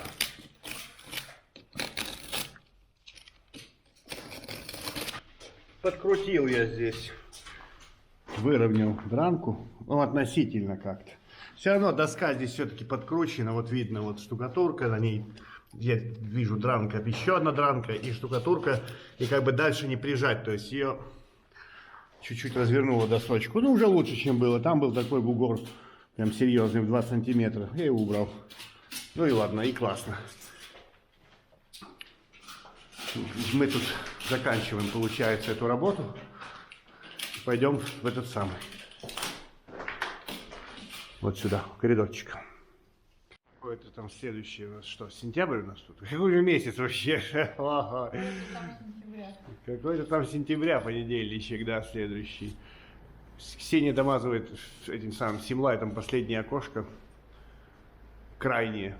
Больше такой работы, ну, кроме, наверное, кроме новодельного, уже не предстоит. Да, я буду пока в рамках подготовки ко всему такому, тут осталось чуть подкрутить еще, этот самый, в прихожей. Так-то все везде уже прочищено, подготовлено там. Я буду, наверное, шлифовать. Пошлифую, оно еще недостаточно высохло для того, чтобы мазать сюда что-то. Хотя время идет, но прохладно. Нам сегодня привезли пушку, уже поставили, потому что отопление, когда дадут ли, ну, сентябрь, что, не спешат они. В общем, чего-то намазывать рано, а вот шлифовать можно, наверное. Ну, посмотрим сейчас, как оно было. Потом посмотрим, как оно получится. Ну, она нормально шлифуется, чего. Особенно на тонких слоях. И Ксения закончила там окошко и прокрашивает этой красной. Что это у вас? Что это? Что это? Вот такое. Угу. Все эти наши металлические штучки. Шайбочки, шляпки. Вот. Защита от коррозии потенциальной. Нормально получается. Осталось только руками потом возле проводов где-то там что-то сделать. Может вверху и возле печки надо будет еще, потому что вот там вплотную подходили к ней прям. Вот. Ну и нормально. Тут чуть подровняем, потом шпаклевочкой. Нормально, хорошо. Ну, попроще, чем руками, конечно. Все эти гвоздики, микроточечки какие-то. Везде же эти гвозди, дырки какие-то, вмятины. Ой, ладно. Да не, все это ни о чем, короче. Вот уже следующая комната тоже подшлифовываю здесь. Ну, вот здесь как бы, ну, нормально, наверное. Чего? Ну, надо расшивать трещины, надо их расшивать. Потому что, ну, вот здесь было замазано, мазнули сверху. Типа с целью какого-то упрощения, ускорения. Давайте не будем. Будем. Оно же не держится там. Ничего не держится, оно выпадает оттуда. Вот, показательное. Здесь было намазано, видно. Вот здесь было намазано, я сошлифовал, вот она. Она там есть. Надо хоть как-то расшивать, чтобы туда попадал раствор. Почему? Потому что если у нас есть толща, скажем, штукатурки, да, и у нас какая-то вот трещинка, мы что-то намазали, ну, скажем, увеличим ее, да, намазали что-то сверху, а у нас там полмиллиметра. И даже если оно там что-то задержится, этих полмиллиметра, то со стороны стены, вот, скажем, здесь внешняя сторона, да, как бы, а вот здесь, как бы, доска там, ну, не знаю, кирпич, неважно, вот, можно нарисовать его там как-то, кирпич. И вот отсюда же влага как-то будет пытаться выбить, постоянно вырваться сюда. Через плотный слой ей же сложнее это делать, чем через уже готовый путь, скажем так, через некое русло. И когда мы расшиваем, получается, вот у нас была трещинка, а мы взяли ее и расшили, да хоть как-то вот так. Мы сделали пробку потом, когда мы как бы заделаем штукатуркой вот это место, грунтуем здесь, и влаге сложнее пробиться, чем через вот как бы готовое что-то. И вот, ну как бы, ну не замазать ее штукатуркой, а шпаклевка то же самое, ну не попадет на эту трещинку несчастно. Надо расшивать все, что видимое, надо расшивать. Вот расшитая, кстати. Она не была там какая-то, она была чуть больше, чем это. Но все равно расшили, выкинули лишнее осыпающееся. И вот, все, там штукатурка держится. Там прогрунтовано с двух сторон. У нас там V-образное получается углубление, все держится хорошо. Значит, придется вернуться и чутка вот поработать еще раз. Надо расшивать. Надо. И пока мы здесь будем работать с этим самым штукатурить, будем грунтовать, можно будет расшить, там грунтануть, тут пока будем штукатурить, а у нас же еще это самое. Кроме вот этого помещения, еще коридоры. Пока будем делать, можно будет мазнуть эти трещины, они быстро высохнут, потом сошкурить и уже там заниматься шпаклевками. Вот здесь более-менее расшивали в коридорах.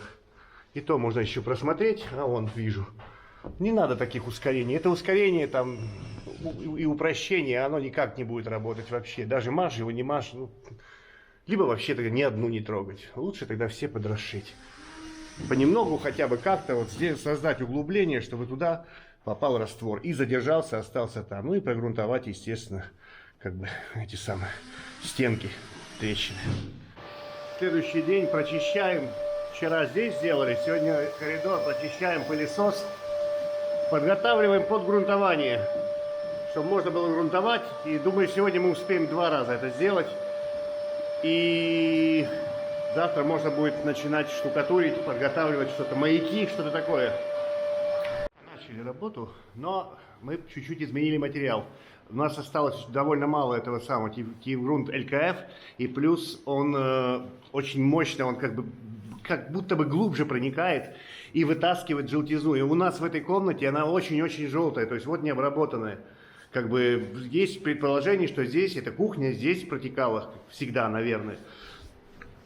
И работу мы выполняем этим обычным Тиффенгрунт. Тиффенгрунт обычный, кнауфовский. И я буду, там Ксения пройдет, прогрунтует, а я буду в этих самых между досками заполнять пеной. И мы разбавили его, проходим 2 раза мокрым по мокрому. Ну, я чуть больше даже, чем 1 к 1, процентов 60, 60 где-то, да, воды ты сделала, 60 на 40? А где-то 60 на 40 воды 2 раза мокрым по мокрому. С целью не получить пленку, чтобы у нас не получилось пленки, чтобы это все пропиталось, чтобы все укрепилось. Особенно вот эти части надо хорошо промазывать, где старая, как бы вот эта вот осыпающаяся штукатурка. Ну, а как осыпающаяся? Она крепкая, но если вот царапнуть или надавить шпателем, естественно, она осыпется. Поэтому их надо более тщательно. 2 раза мокрым по мокрому, почти 1 к 1 со смещением в сторону воды. Вот так. Ну, посмотрим, как чего произойдет с желтизной. Я надеюсь, она сегодня высохнет. Технологично она сохнет, по-моему, 4 часа, что-то такое, 3-4. Ну, в разбавленном виде, может, чуть дольше. И ближе к вечеру как раз я вот запеню. Вон там видно, там такие большие промежутки между досками. Мне туда не надо, это лишняя штукатурка. И, ну, как бы, она вываливаться оттуда будет, сжимать, разжимать, что-то там будет. Вот. И ближе к вечеру можно будет адгезионным грунтом пройтись осыпающиеся участки и саму дранку. Знаю, подсохло, не подсохло, но мы не трогаем. В общем, может, если оно так подсохло с такой желтизной, это, конечно, дичь. Но нам бы сегодня это все-таки сделать, и поэтому, я думаю, здесь точно оно высохло, вот на этих самых, на этих частях. А, он тронул. Не надо было мне трогать там.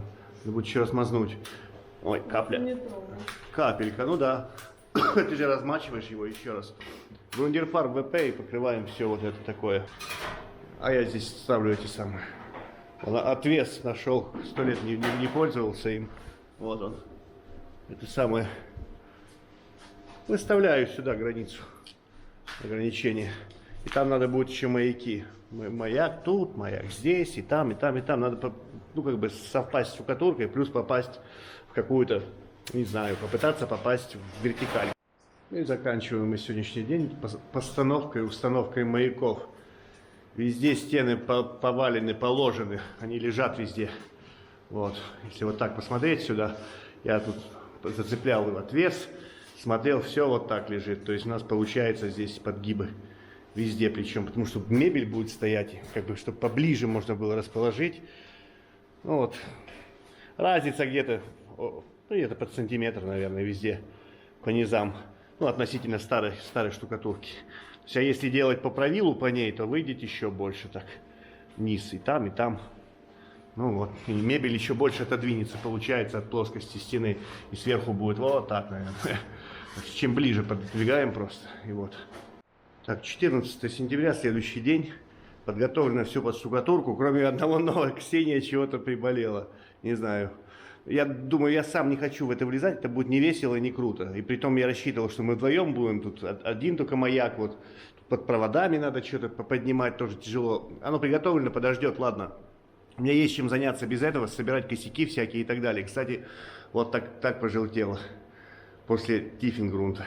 А если бы это был аллигаторовский грунт, было бы еще хуже, поскольку вот здесь коридор, и вот здесь чуть-чуть, а вот здесь в прихожей. Она здесь везде прошла, по-моему, вот до двери дошла, только вот здесь вообще нет желтизны. То есть здесь все прогрунтовано, ну, глубокое проникновение к науфовским. Вот. Ну, я есть чем заняться. Мы расшили трещины, какие-то подрасшили, дорасшили, их надо пройти с этим адгезионным грунтом. И плюс здесь надо тоже поработать адгезионным грунтом везде. Как бы в коридорах, в прихожей мы не работали им. И у меня тут такое, не знаю, короче, я рассчитывал, что углы и вообще вот примыкание к новой штукатурке, рассчитывал, что буду делать вот этой штукой, специально приобретенной, вот этот скребок. Я у кого-то я держал в руках, и даже скреб, и даже было нормально. Но я что-то попробовал у себя тут на этой штукатурке, это Волма Гипсактив, да, и что-то она только визжит, а работу не выполняет. Ну, может, у меня в руках, не знаю, сейчас посмотрим. Ну, вот, скажем, вот такие наплывы в углу. Так, я прекращу разговор, потому что она будет визжать, и потом я звук подрежу чуть-чуть на монтаже.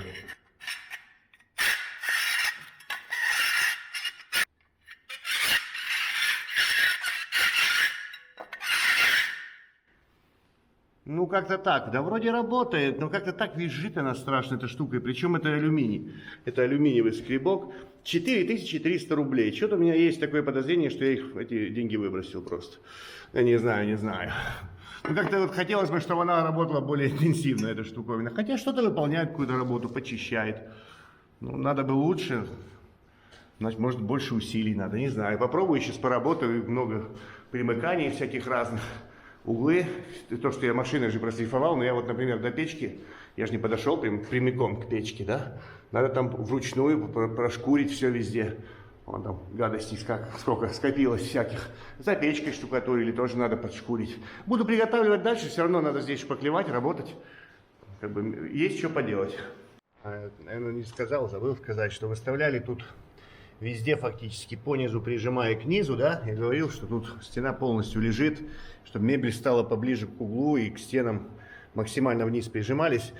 Я использовал обычные вот подкладочки, а вот и теперь надо их вытаскивать и саморезы убирать, чтобы оставлять маяк, чтобы он как бы полностью на липухах только оставался. Вот. Ну, в коробочке все обратно выкручиваю.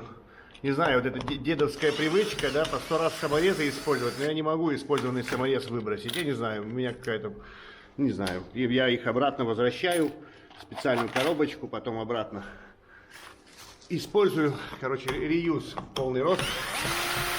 Только если уже вообще он не работает, этот саморез, тогда вот, мне жалко их, не знаю. Все-таки труд, деньги какие-то. А ну-ка, обратно.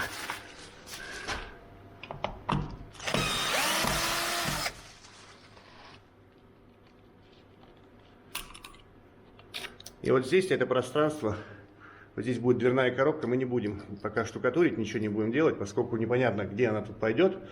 Вот в таком месте, тут дверь на черную лестницу.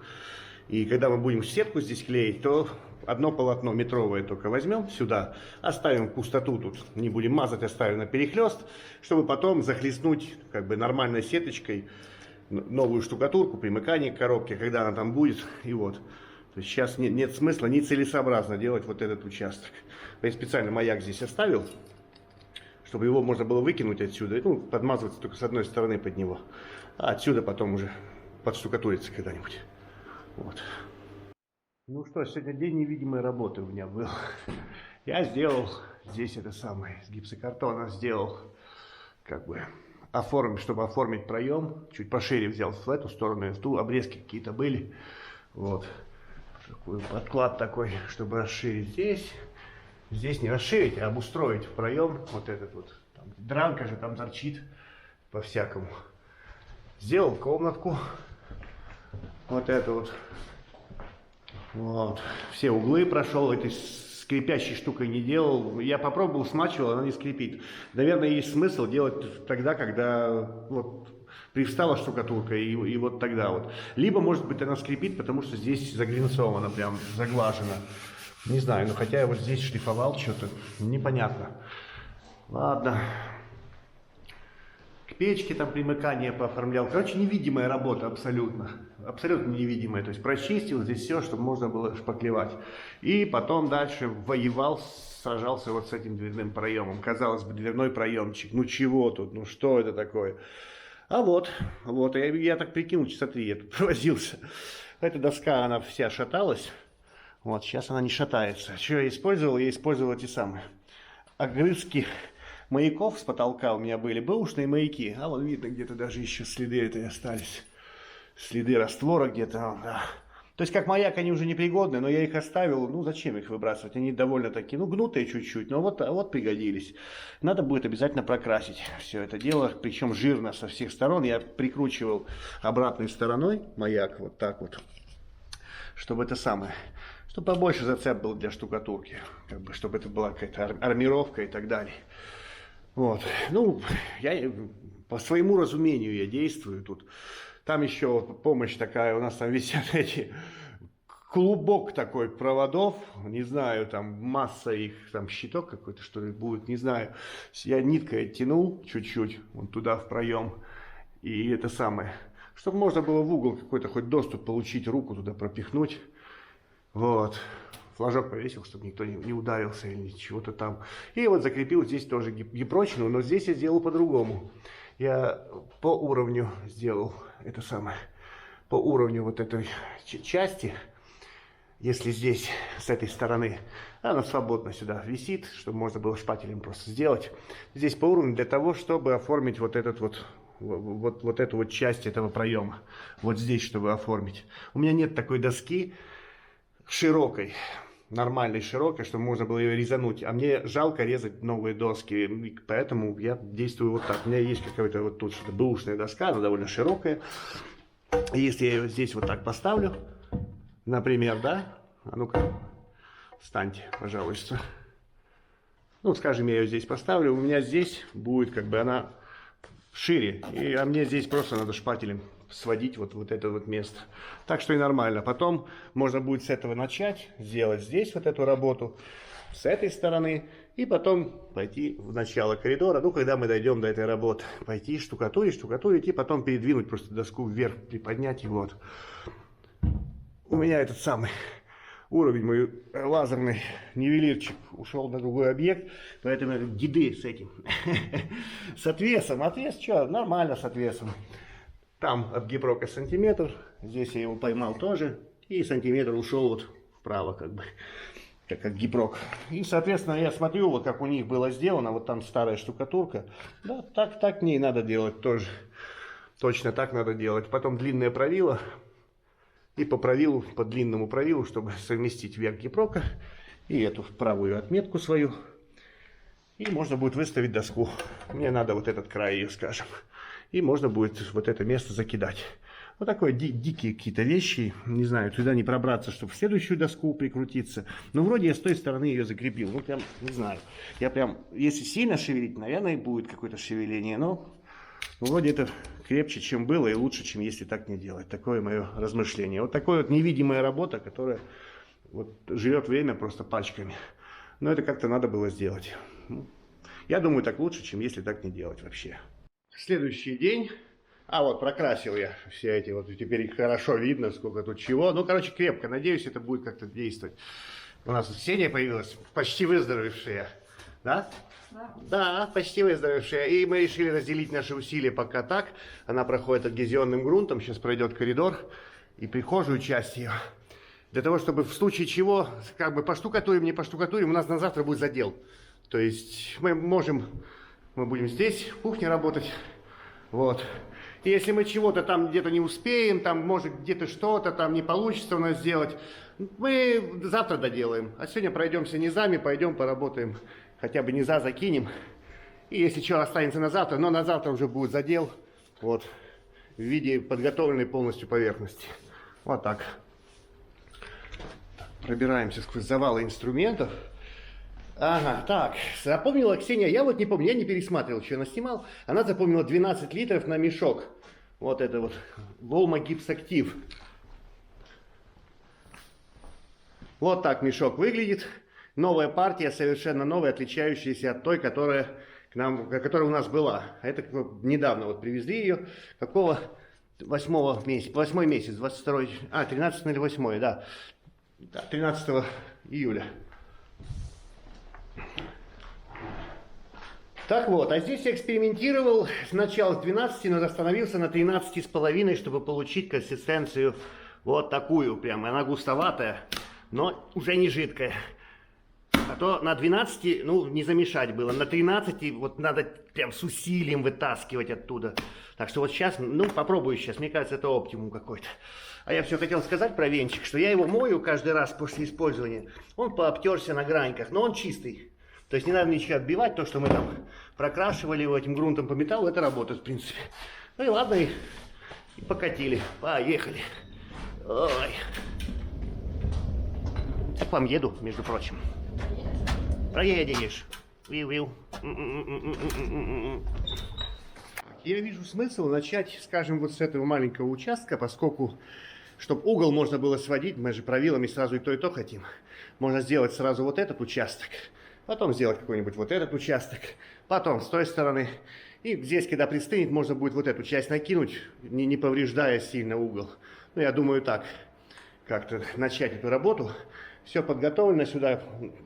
Гофрокартончик, пододвинули прямо вплотную к стене, туда к дранке, чтобы развязать, собственно, штукатурку и саму стяжку. Потом это можно будет как-то заделать, но я вижу в этом смысл, что можно вот так поступать. Не штукатурить прям тупо в потолок, иначе потом при колебаниях, ну, оно будет ломать штукатурку. Стяжка же крепче, чем гипс. Хорошая логика получилась. Ксения как раз там доделывает, догрунтовывает в темноте. Там же лампочка работала. Она слепит.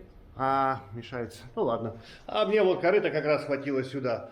Тут толщина побольше с этой стороны. И, в принципе, можно работать за раз, набирать, потому что она такая, не жидкая. Но одному вот корыто мне все-таки было сложновато. В конце она чуть уже начала так неудобной быть именно в наборе. То есть, не знаю, каждый мешок от мешка, партия от партии отличается. Но, в принципе, нормально идет, что мне нравится. Потом, я думаю, она подстынет, и вот здесь убрать, выкинуть лишнее в углу и насечку какую-то сделать. Пускай чуть она еще жидкая полностью. Чтобы потом, как бы, сомкнуть этот угол как-то получше. Ну, сейчас бессмысленно делать вот эту сторону, поскольку тогда правилом повредим вот эту сторону, что логично. Пока пойдем в блок, потом, может, этот блок и еще что-то. Потом, по мере подстывания вот этой вот штукатурки, вот тогда можно будет заняться углом. И сделать его за день, за раз. Следующий мешок уже более светлый. И ладно бы цвет, это везде на мешках все пишут, что это разный гипс и от разного производителя, цвет нам не важен. А сам момент тот, что уже для затворения вот этого другого мешка из той же партии понадобилось не 13,5, а 14, где-то больше 14 литров, 14,2, где-то так. То есть мешок от мешка, наверное, количество пластификатора играет роль, либо все-таки разный гипс. Разные месторождения, может, разные, что-то там, какая-то разность. В общем, какой-то четкости, точности не наблюдается, что можно один раз сделать и пошло. Хотя в прошлой партии мы делали как-то одинаково, оно было. Ну, не знаю. Ну ладно, хоть так, но это прикольно, разный цвет. Да. А Ксения параллельно проходит еще и наши эти самые, то, что мы подрошили, дорасшили. Вот, чтобы можно было мазнуть. Я планирую мазнуть гипсом со шпаклевкой. Наверное, то, как у нас была такая типа ошибка, да, на розетке, то, что там вот, очень много добавили. Мы тогда девочки добавили обычный рот-банд финиш. И если мы в гипс добавим рот-банд финиш, мы сможем на сдир сделать их, заделать вот эти вот штучки наши расшитые, на сдир один раз, чтобы не шкурить. Можно даже замыть там за собой кистью и оставить, оно подсохнет, и можно будет уже шпаклевать сразу поверх. Ну, предварительно перегрунтовав это место. Вот таков план какой-то. Чтобы не шкурить, потому что это еще один процесс, еще одна пыль, еще одно обеспыливание и так далее. А чистый гипс слишком твердый, ну, как по мне. И им надо быстро работать. Можно его чуть шпаклевочкой подразбавить, и будет норм. И он сможет хорошо работать. Угу. А вот, еще стеночка. И опять коричневая. Все цвета радуги, но теперь другая коричневая. Это более светлая, чем вот это. Смешно. В общем, вот здесь в углу я расцарапаю. Вот так вот. Оно здесь еще, ну, как бы, можно даже пальцем примять, в принципе. Вон, на пальце остается. То есть нормально как раз пойдет. И здесь подуберу, потом вот здесь чуть-чуть. И можно накидывать сюда. Можно делать угол. Ну-ка, я его еще больше разрушу. Вот так. Новый как бы сюда перекрыть. Вот так. И сейчас я эту стеночку шлепну, надеюсь. Так, у нас следующий день, какой-то 16, по-моему, сегодня. 16 сентября у нас. Мы вчера чуть-чуть не успели. Осталось по верхам немного, только Ксения сейчас проходит, доделывает все.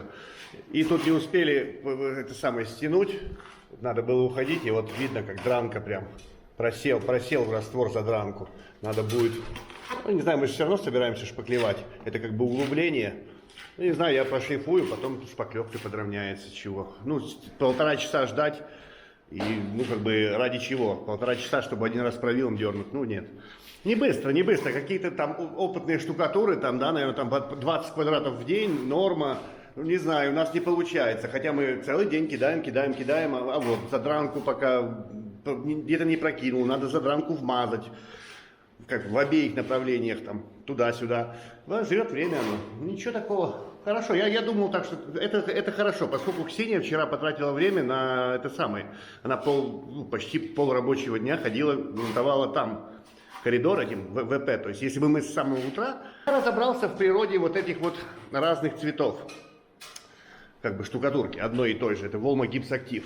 А, кстати, сюда сейчас переставляю этот самый, как бы, ограничение, вот это вот, маячок, чтобы можно было здесь оформить и сюда сводить как-то.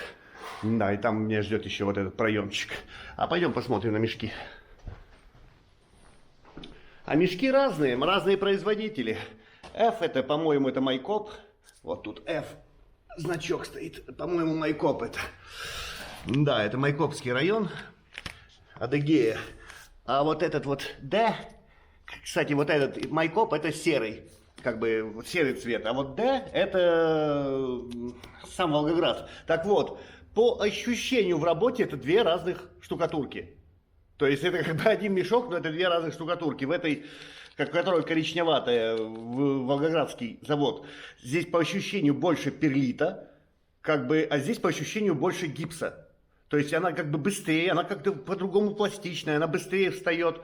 Непонятно, может стояло два разных палета, и в Петровиче нам накидывали, мы 20 мешков взяли, нам накидывали с разных палетов, просто шлеп, или как-то в каком-то логистическом центре они там смешались. Ну то есть нам-то ладно, какой-то микро-геморрой, а вот тем, кто работает именно машинным нанесением, как она и предназначена, эта штукатурка, вот я прикидываю, им там надо постоянно фиксировать, что-то там менять, вот этот вот расход воды туда-сюда, поскольку другой материал. Как и предполагалось, будет хуже. Все будет, но будет хуже и дороже. Так оно, собственно, и происходит. Ну, руками как-то приладиться можно, но на машине, наверное, это было бы уже, слишком. Руководить вот это все. Менять настройки постоянно как-то по подаче того. Два разных материала, которые похожи по составу, и они, видимо, есть какой-то ГОСТ, по которому это изготавливается, там есть допуски, и это все как бы в допусках. Но вот разные заводы и разные материалы. Ну, вот так. А вот здесь на мокром как раз попробовал, все равно эта штука визжит, не знаю, вот, может, она должна была бы быть металлическая. Ну, вот угол, она, собственно, для углов и предназначена. Сейчас я перестану говорить, чтобы потом убрать звук скрежета. Ну, как бы, на монтаже.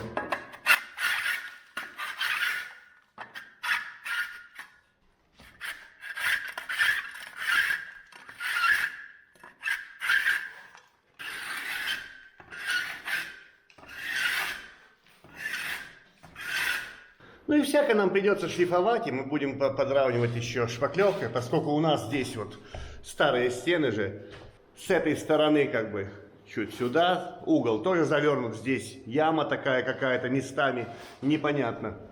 С этой стороны, наоборот, бугор у нас был, где-то мы, я помню, вот здесь упирались. Где-то бугор, где-то еще что-то, тут все плавает вот так, вот какое-то среднее значение мы нашли.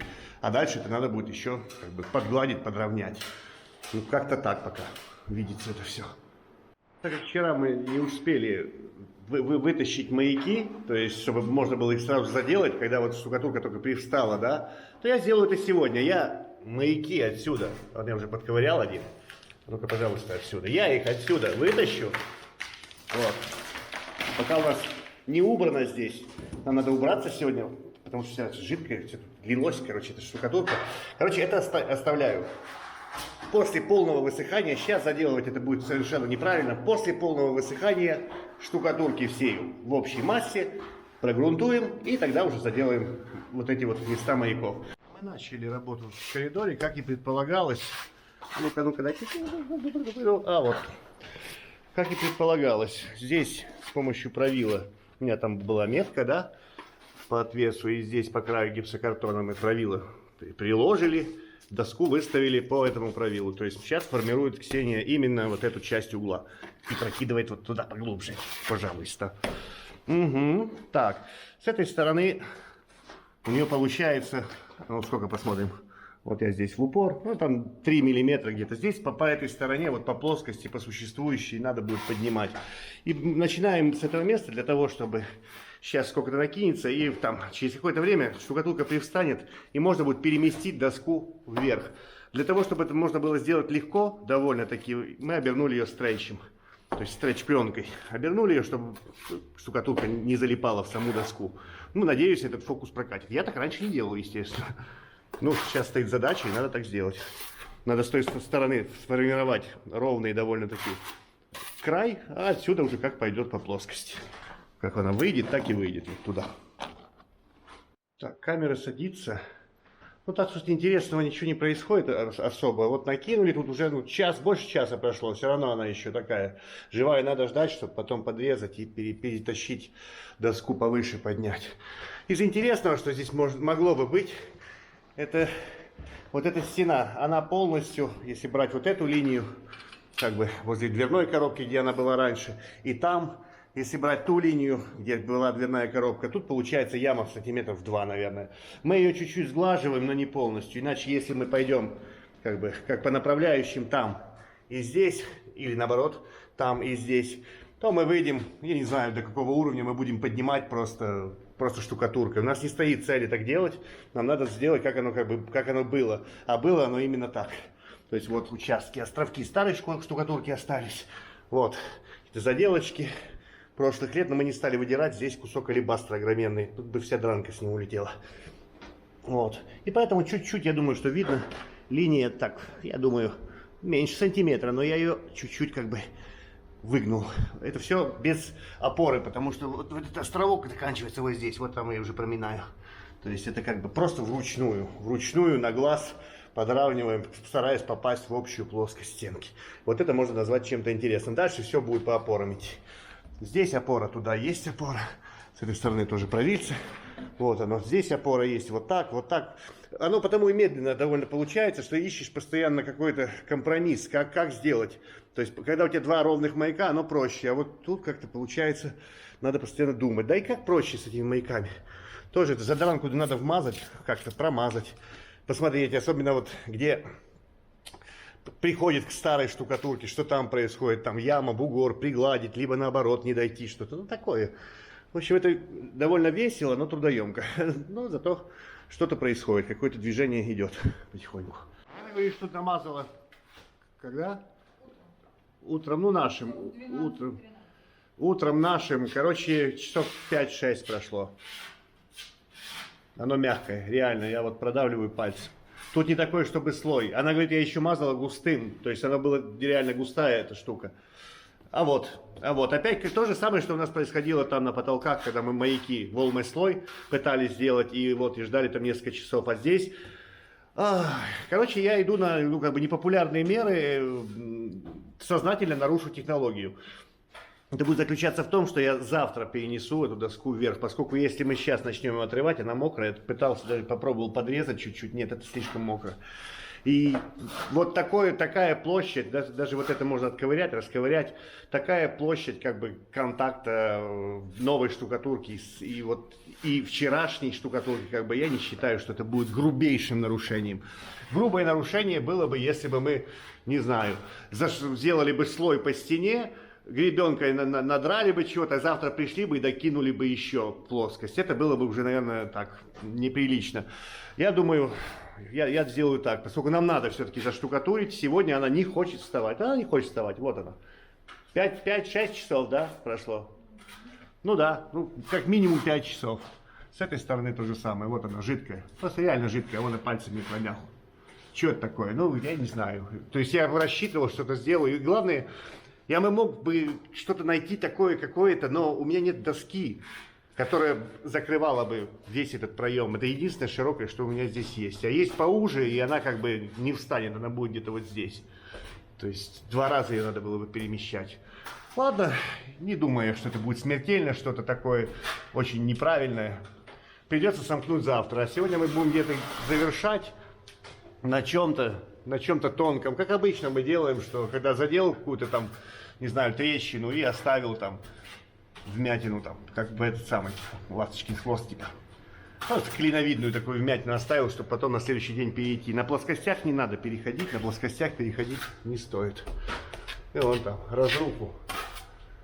Еще поделаем немного, но эту штуку переносить мы не будем уже сегодня. Ну, потому что, ну, понятно почему.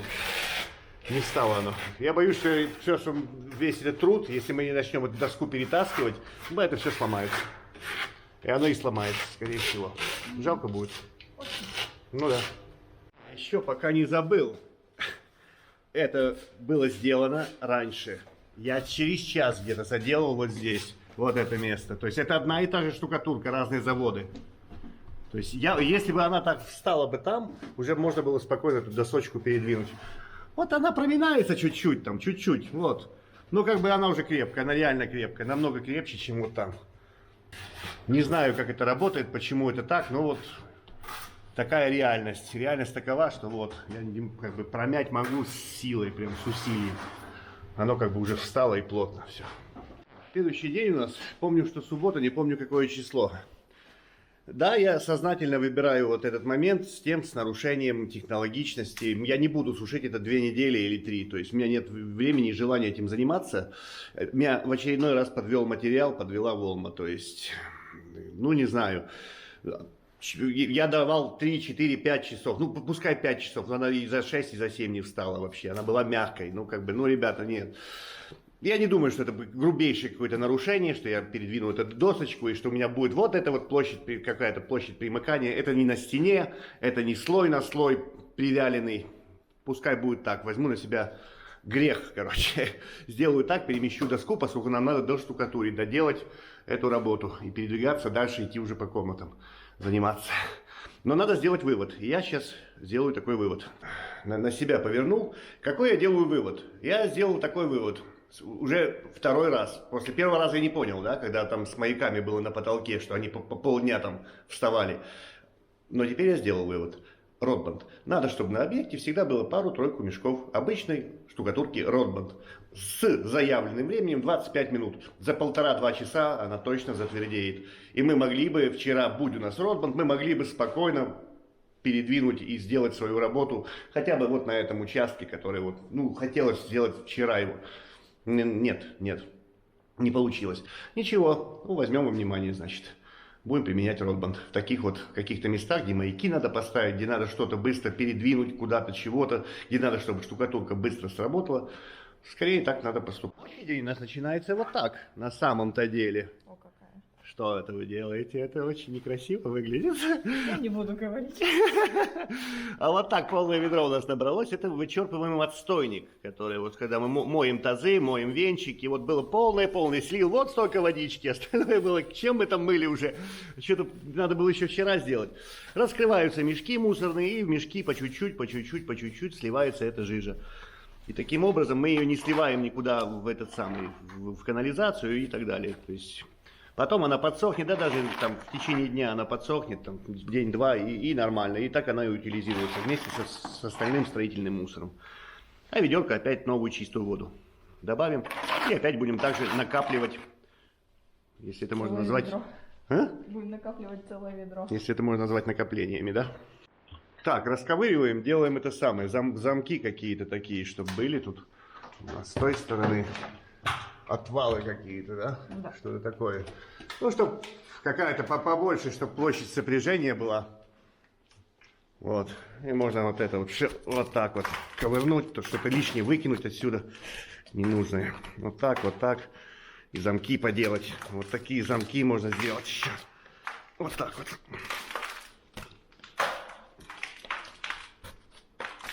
Увеличить площадь сопряжения новой, старой. Да, не технологично. Хорошо бы было бы подождать, конечно. Но нет. Месяц мы ждать не будем. Причем сейчас отопление то есть, то нет. Короче, не особо тут жарко у нас. Скажем так. Тут лишнее вообще выкинуть можно отсюда. Вот так. И не думаю, что это критичное пятно такое. Работница месяца пришла. Вот. Хорошо тебе с нами работается? Может, поштукатурим чуть-чуть? Не хочешь? Нет. Ну, пожалуйста, пойдем. Ой-ой-ой-ой-ой-ой-ой. Саша пришла и начала нам помогать с этими самыми, с оформлением примыканий. Все мы ждали, когда, ну, надо все-таки что-то делать, надо восстанавливать вот низа откосов. Мы думали как-то в связке с этими, с оконщиками это делать. Нет, не получается. Но дело близится к вечеру, поэтому мы немного консолидировали усилия в другом направлении. А вот в таком направлении мы движемся. Мы приготавливаем себе работу на понедельник, чтобы уже можно было шпаклевать здесь, заниматься шпаклевками. Ксения сначала обеспылила здесь, запылесосила все стены, полы. И сейчас она идет это самое. Что у тебя в руках? Грунтовка. Какая? Я забыла. Чей? Немецкий? Чей-то. Что, тиффенгрунт обычный? Да. Обычный тиффенгрунт сколько там? 1:1. 1:1, может даже больше воды чуть-чуть, чтобы пленку не получить. Может лучше добавить водички чуть. А, там уже больше воды? А, ну тогда хорошо. А, и не брызгать, пожалуйста, на карниз. Иначе сама будешь шкурить, понятно? Вот, что. Так, И остались вот эти подрасшитые трещины, ладно, перед самой шпаклевкой мы гипсом со шпаклевкой заделаем, и это будет не так критично. Поскольку, ну, не успеть нам, не успеть за всеми мелочами, косяками одновременно. Так, а Саша нам чего делает? Что вы делаете? Ничего, примыкание освободила. Примыкание к печке. Надо догрунтовать. Ага, ну да, надо грунтануть. Тут печка, а тут мы там подштукатурили, Саша нам сейчас убрала этот самый скотч, там помогла. Вот, и вот так мы и движемся. Приготавливаемся, чтобы была работка нам на понедельник заниматься. Так, здесь мы все заштукатурили, мы дошли вот до сюда, мы дошли, поскольку там что-то над печкой какая-то ситуация непонятная. Там печка же с той стороны, и здесь, возможно, будут перестраивать что-то. Поэтому мы тогда шли вот до этой части двери, и дальше, может, там что-то штукатурку будут удалять, там еще что-то. Пока оставим этот момент. А так-то, вот, коридор и 3 комнаты, получается, у нас все заштукатурено и подготовлено. А здесь я прохожу углы, подшкуриваю, подготавливаю, чтобы можно было тоже сейчас пойти и загрунтовать здесь все. Так, здесь тоже печка, тоже примыкание. Саша нам прошла уже, помогла. Вот. Надо будет, как бы, чтобы шпаклевочкой аккуратно, потом шпаклевочку, может, не знаю, отмыть, очистить. Потому что скотч его замнет, там, непонятно. Пока не ясно, но ясно одно, надо приготовить еще эту комнату под шпаклевку. Ну и мне остаются углы, сделать углы. Вот этот угол я еще не трогал, не делал. То есть ничего не делал, вот всякие вот эти вот висят штукатурные сопельки и так далее. А в этом углу подшкурил, подготовил, вот как бы нормально. Вот и можно будет сейчас тоже обеспылить, пылесосик туда-сюда, и можно будет тоже грунтовать все эти стеночки. Мы не там заняты. Сейчас посмотрим.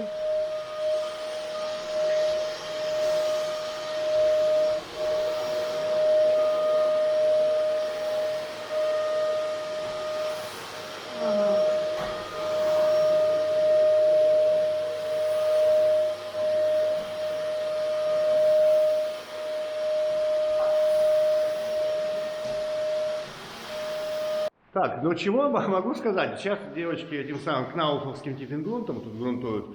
И это самое, запах вот этот акриловый, такой влажный, тягучий, провоцирующий что? Эту самую аллергию, вот. Вот после вот этот аллигаторовский, который Киевгрунт, ЛКФ, ну вот не так вообще, ну как бы меньше, там вообще другой, там какой-то акриловый, наверное, сополимер, но какой-то другой. Поскольку здесь вот прям, ну вот, понятный такой акрил, а там он чуть-чуть по-другому. Ну вот так, грунтуем. Грунтуем, догрунтовываем. Акрилосодержащий продукт. Продукт акрилосодержащий, да? Да. Вот так, все прогрунтовываем потихонечку. Сюда поворачиваем, да, сюда заворотик делаем сюда, поскольку сюда планировали, попробуем вставить сетку сюда в углы везде, завести как бы здесь и там, на новые стены. На шпаклевку, конечно же, надо наклеивать. Понедельник у нас 19 сентября, вроде как. У нас подразобрали тут заднюю часть стенки, здесь была пузо такая, и будут перестраивать по новой. Сделают, то есть это не связанная с печкой, как бы она отдельная, просто стеночка отдельная стояла. И будут переделывать чуть-чуть. Поскольку кирпичи там плохо держались, и здесь была огромная пузо такая, штукатурная, непонятная. Переместили тут проводочки, туда-сюда, один закрыли. Это самое. Ксения прошла, замазала гипсом со шпаклевкой все наши новорасшитые трещины. Старалась сделать наздир, я попросил, говорю, наздир только делай. Потом можно увлажнять их будет, перегрунтовывать их смысла нет, это маленькие такие участки, это бессмысленно делать. Можно увлажнить, можно шпаклевать. И, кстати, мы этим сейчас и займемся. Вот здесь, возле печки, вот здесь штукатурка, она висит с самопровисом. Вот моя рука здесь, вот здесь где-то была сейчас. То есть тут штукатурка висит. Надеюсь, потом, когда буду строить, как-то примажутся сюда к штукатурке, и будет норм. И не надо будет сбивать ее. Ну, она висит, она плотная, хорошая.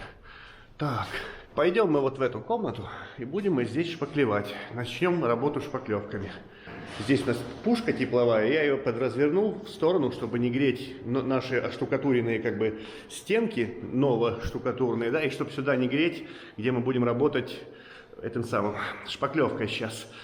Мы проходили только точечно участки Грундерфарб ВП объезденным грунтом, а так у нас здесь получается 2 раза прогрунтовано грунтом глубокого проникновения. Первый раз был, по-моему, Тиф-грунт ЛКФ, аллигатор, и второй раз мы уже начали его чуть экономить, использовали обычный Тифингрунт от Кнауф. Вот, пойдем будем работать по стеночкам. Вот Ксения здесь приготавливает нам растворец. Такие работы мы будем выполнять обычно Родбан Финиш Кнауф. Как и на потолках, также по аналогии с потолками с одним, но мы будем выравнивать шпаклевкой.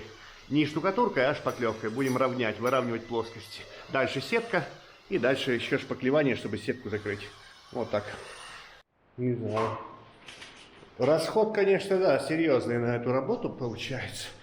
Ксения наносит, частично я ей помогал наносить этим самым кельмой и валиком. Тоже валиком нормально получается, но все равно ямы большие очень. Такие прям заметные. А ну-ка я перехвачу шпатель в эту руку. Вот такое что-то получается. Метрового правила за глаза, потому что 1,5 метра уже, ну, там еще хуже будет. Тут получается у нас вот такое. Я надеюсь, видно. Вот здесь бугор какой. Вот. То есть как раз вот в наш рост и нормально. Первый раз я прохожу вот в таком направлении, а второй раз, я думаю, мы как раз дойдем до конца стенки, куда-то либо в сторону печки дойдем, и можно будет вернуться и уже пройтись не вот так, а вот так. Но там уже будет намного меньше добирать, можно даже посмотреть. А вот чуть-чуть ямка там в одном месте, небольшая. То есть уже будет намного меньше добор, чем если как бы, ну если один раз бы сделали, было бы мало, а 2 раза будет норм. Ну вот так пока. И угол надо отводить. Одной рукой мне очень неудобно это делать, конечно же. И чуть-чуть уголок отведем. Вот так. Тут яма страшная. Мне неудобно одной рукой, но я думаю, понятно. Ход работы понятен, да, как чего идет. Равняется, потихоньку равняется. Ну вот на первый слой вот такое получается что-то. Вот так выходит у нас. Ты что? Она мне хочет разъехать своим корытом. Ну, есть что равнять тут, на самом деле, валиком. Не знаю, валик создает вообще-то очень такую однородную штуку, довольно-таки. Но вот такие вот ямы. Это в таком направлении, когда я держу правило вот так. Мы получаем здесь вот так вот. Ну, миллиметра 3-4. Валиком, может быть, или удобно тебе? Удобно? Ну, да, я когда прохожу, я прошел, снял, и Ксения видит, куда надо накидывать дальше. Вот на все это. Вот и она еще подкидывает в эти ямы. Там. И получается, что-то мы равняем. Как бы не зря мы это все делаем, наверное. Ну да, вот такое. Ну 2 миллиметра, но все равно их надо выровнять. А в этом направлении еще будет. А вон туда вот такая побольше ямка. Ну так. Я думаю, что вот правильно это было довольно... Я не думаю, что очень какая-то ошибка за этим кроется, еще зачем-то, чтобы подровнять именно по диагонали 2 раза. Таким образом мы перекроем как бы основную массу. А когда будем шпаклевать, уже будем хаотично, наверное, что-то делать. Но пока движется вот так, неплохо. Потом сверху чуть-чуть приобретает ровнее, да, уже стало? Да. Ровнее. Самое главное. Что ты подравниваешь? Белее. Белее? Или милее? Когда высохнет, будет беленькая, красивенькая. Ну да, как потолок. Беженькая. Мне говорит, что говоришь, удобно, да? Да. Удобно, когда вдвоем наносим, я накидываю вот этой штукой, а она дальше разравнивает этим самым. Получается толще слой. Как бы, если просто мазать валиком, ну вот, небольшой, там пару миллиметров, а я накидываю побольше, всяко побольше. А вот ты возьми прям онлайн режиме, покажи, как это работает.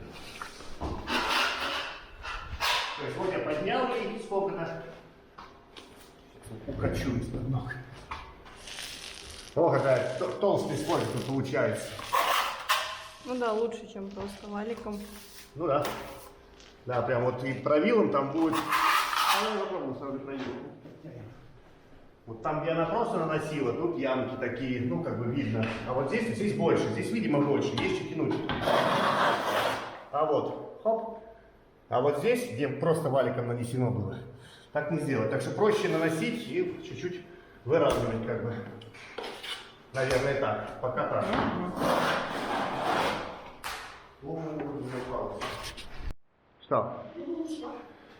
А вот половину объема нам нужного сделали, сюда еще не шли. Первый проход сделали. Здесь уже видно, чуть-чуть подстало хорошо, даже местами подсохло. Это не очень-то хорошо, надо будет увлажнить сейчас перед нанесением. И перед тем, как идти, ну вот такие доборы были, ямы, да? Видно, я думаю? Видно, вот так точно видно. То есть мы не стараемся пригладить эту поверхность. Нам она гладкая не нужна, нам надо, чтобы после второго даже прохода, чтобы она оставалась такой широковатой чуть, чтобы можно было, ну, как бы, чтобы следующий слой с сеткой, чтобы хорошо туда прилип. К гладкому он хуже прилипает. И теперь можно пройти, сейчас как раз она привстала, и вот такие вот сопли всякие убрать. Вот. Все, что мешает, все, что выступает, можно вставать вот так как-то, смотреть вот сбоку, и вот следы инструмента убрать полностью, чтобы не создавать лишний слой. Так сделали, и мы не пойдем дальше туда, в ту часть комнаты. Нет, мы сейчас завершим вот этот блок наш, который мы начали. Это больше половины, наверное, потому что там печка с той стороны. Мы его завершим сейчас полностью. Раз пошли так, второй раз пойдем вот так правилами. Но уже намного меньше. Сейчас посмотрим.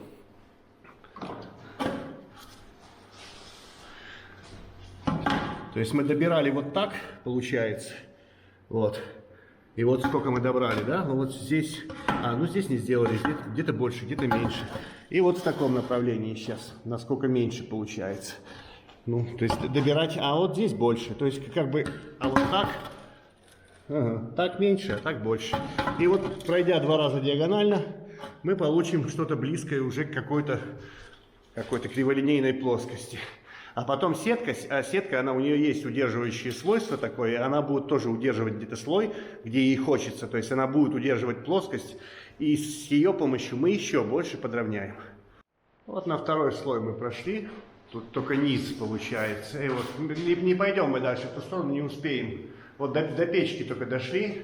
Вот. Ты что, роняешь там? Не роняешь, легкий. Вот. Это первый слой сюда.